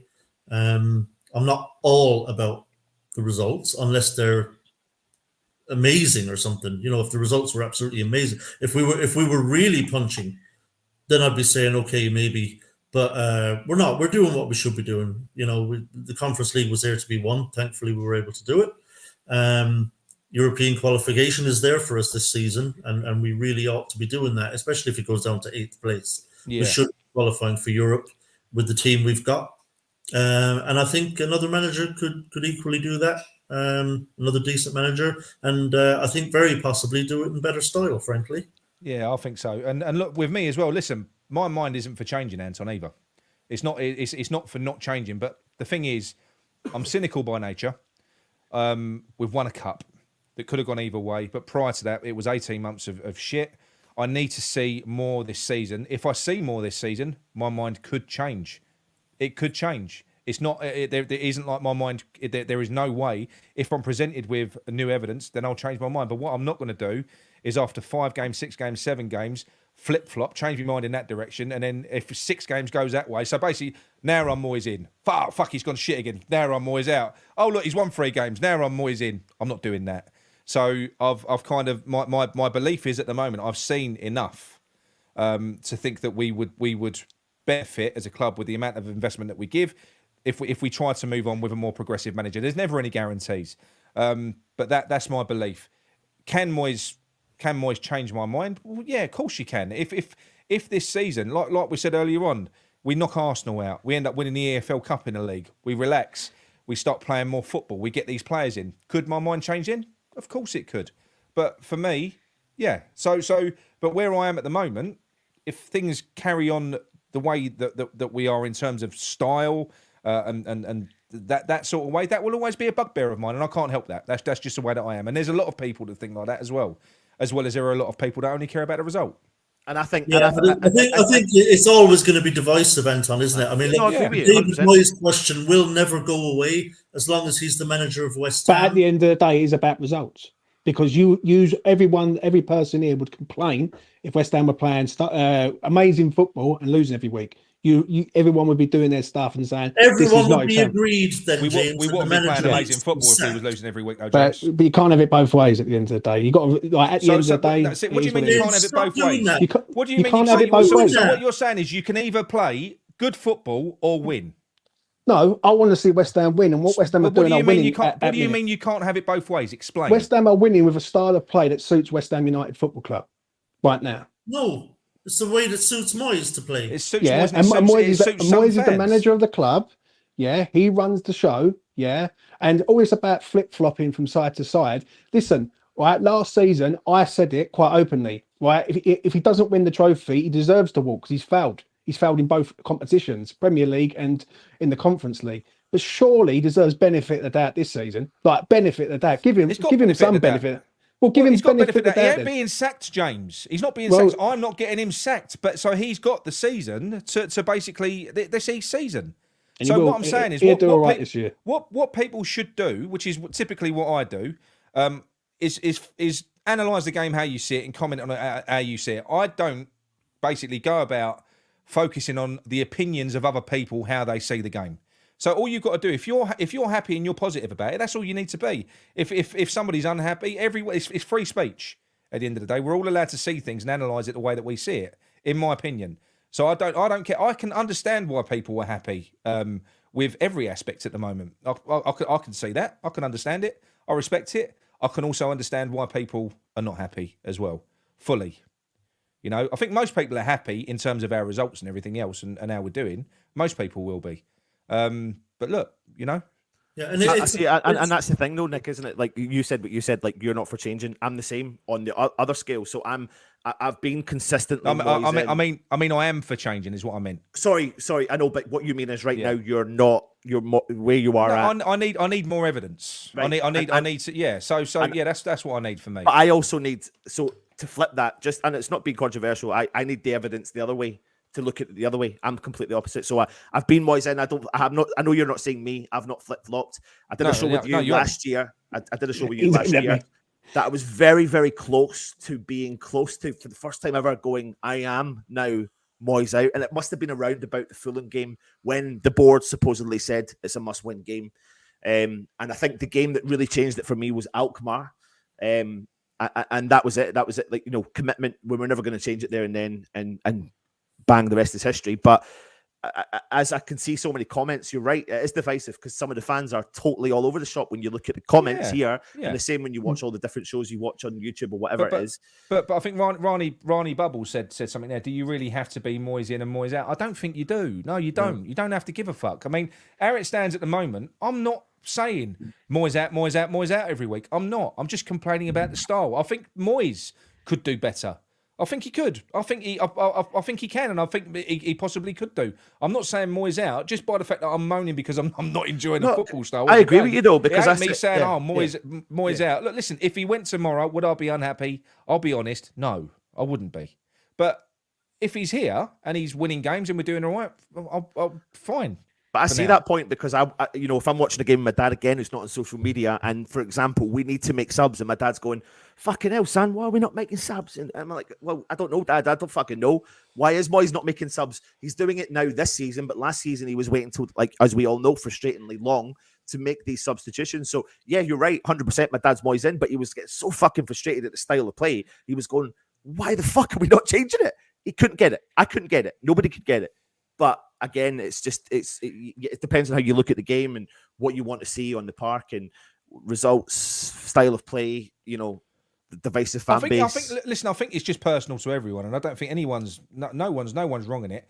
And I think sometimes what happens, and this is not a dig at you, James, by the way. I know you're coming from me. This is not a dig at you. This is to do with. I think there's like for me, I don't want any division between West Ham fans. I don't enjoy it. Okay. But I do think that there is an awful lot of, especially when you see on Twitter, I think that they're kind of thriving off of the division as well. They're sort of the pro Moyes that will basically, they won't celebrate. They don't seem to celebrate a win when we win. They go out there finding clips and finding tweets just to jump on people that have dared to say Moyes out. It's like they're sort of driving that division in the fan base. And then what that does is, it's like the fucking Brexit vote. It's like you're being bullied to go one way. What that does is that has the opposite effect, Anton. If you start, it's almost like two people having an argument, because if somebody was Moyes out and now they're teetering on Moyes in, they'd probably almost be scared to say there was Moyes in, because you'd be called a fucking 100%. yeah, because of this and because do you know what I mean? So I think there's a lot of people that kind of make that's what I believe. But And I yet don't again, want that. though, but yet again, and like as I said earlier, there is a divide between the fan base in Yeah, regards there of is. generations, right? In regards to the generation, now I do a lot of spaces, right? And people say a lot of my spaces are Moyes in spaces. They're not. I have a lot of people on there who are Moyes out. I have a person from Dubai who comes on my space and openly says he's Moyes out, and I can have a discussion with him in regards of why he thinks that and where he's going with that. A lot of the stuff that he says is pretty similar to what you say, Nick. But there does come a time where you've got to look at it and go, right, I'm a sort of person, I can give him benefit of the doubt for last season and go, right, this season's a fresh slate. Let's see how it goes. Right. Yeah, but that's my mentality. Yeah, but that's your mentality. Yeah, right. And that's fine. That's not wrong. But then when you're hearing, and I do hear it quite a lot, and I do see it quite a lot on Twitter. There is a lot of bad people on Twitter, right? But when people do hear the sort of Moyes out stuff after we've won a game, they take offence to that. Right? We'll beat Brighton, and he goes, yeah, but we've got to get Moyes out. And I'm thinking, but on the flip side of it, you get the same. But on the flip side of it, you've got all those people that as soon as we win, they're ramming all the Moyes this and all those people that doubted him down people's throats. It works both ways. I understand that. I understand that, right? And I'm not disagreeing with you on that. But at the end of the day, some people do. I do look at it sometimes and think, why are you chanting for Moyes out when we've just beat Brighton away 3-1? That to me just doesn't make sense. Or we go and beat a team and we've won well, and people complaining because he hasn't made it West Ham fans have always done it. I mean, we all remember the famous Sam Allardyce ear cupping when we beat Hull at home because it was shit to watch. West Ham fans have always demanded a certain style of football. We have. Sam Allardyce didn't get the fan base either. You know, he was like, West Ham way, what's that? He mocked us, you know, because he was a prick. And we was the same back then. We won the game, did we? And he did, Tommy. He got booed. The team got booed off the pitch. Yeah, that was back then. Game, yeah. The same thing happened to him at Everton. Even the Everton fans absolutely hated going to watch Everton play because at the end of the day, people spending a lot of money, going to, they're working all week. They go to the football. They want some level of entertainment. Obviously, they want to see their team win, but at the same time, the way Allardyce particularly I thought was doing it was just horrific. And I'm just in that camp. I'm one of those people. I think we can do what Moyes is doing without having to play Moyes ball. I think we got players who are good enough to win games in a better style. But and like I said, people like James are kind of like, fuck the style. Did we win? Yeah. It is about winning, though. At the end of the day, though, isn't it? Like, let's be honest. Like you care about winning. Like, of course, you care about winning. But listen, I love West Ham. I love football as well. I do. I always have done. That's we became West Ham fans. We weren't glory hunters. That kind of, it's all about the win. It's all about the result. Is the modern fucking Arsenal, Man City fan mentality? Win at all costs. Not necessarily, Nick, because I've seen West Ham be shit for years. No, but not win nothing. No. But to have that mentality now, just win. That's all that matters. But we are in a results-based business, though, aren't we, Nick? Yeah. But we're in a results-based business, and Moyes has got to get results. But I'm not dismissing it. What I'm trying to say is, is there any way? Because the only way that everyone, which will never happen, but the only way we'll ever not argue as a fan base is if we're each allowed to have our own voices. You're happy, I'm not happy. That's fine. Just leave it as that. I think that's the only way you can have it. You can't force someone to think the same way as you. It doesn't work anyway. Absolutely not. And then we're going to leave it on that note because believe it or not, we've gone for 3 hours. That's going to be a good show. I've enjoyed it. Yeah, I have as well. It's been really good. I enjoy kind of hearing different opinions and having a good argument about things. It's been nice and fiery. It's been a bit like a booze up this one. It's a bit. Anton's come in and fucking calls mayhem. It's a bit cathartic, isn't it? Just to get it off your chest and have your row and get it done. But listen, I really appreciate all of you being on. Nick, James, Anton, eventually. I think it's been a great discussion. and it just goes to show. We're no further along, though. None of us are. But it's No, we're not. we've all still got the same opinion as when we came in.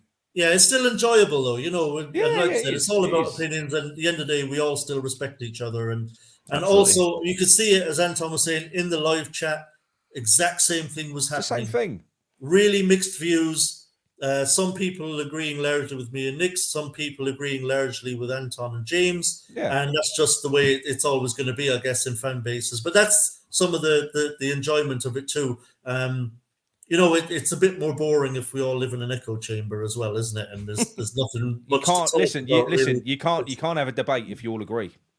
100%. Yeah, exactly. But I think it's been a really good show. I've really enjoyed it. So I really appreciate you, Nick and James and Anton, for coming on and having your say and giving your opinions. And to everyone, as always, in the live chat, really appreciate you all being here and giving your opinions, good, bad, or indifferent. And if you can, anyone who's watching this live or watching it back after the fact, if you could just hit the like button, I'd really appreciate it. It'll help just boost the show. More people will see it, and hopefully more people watch it.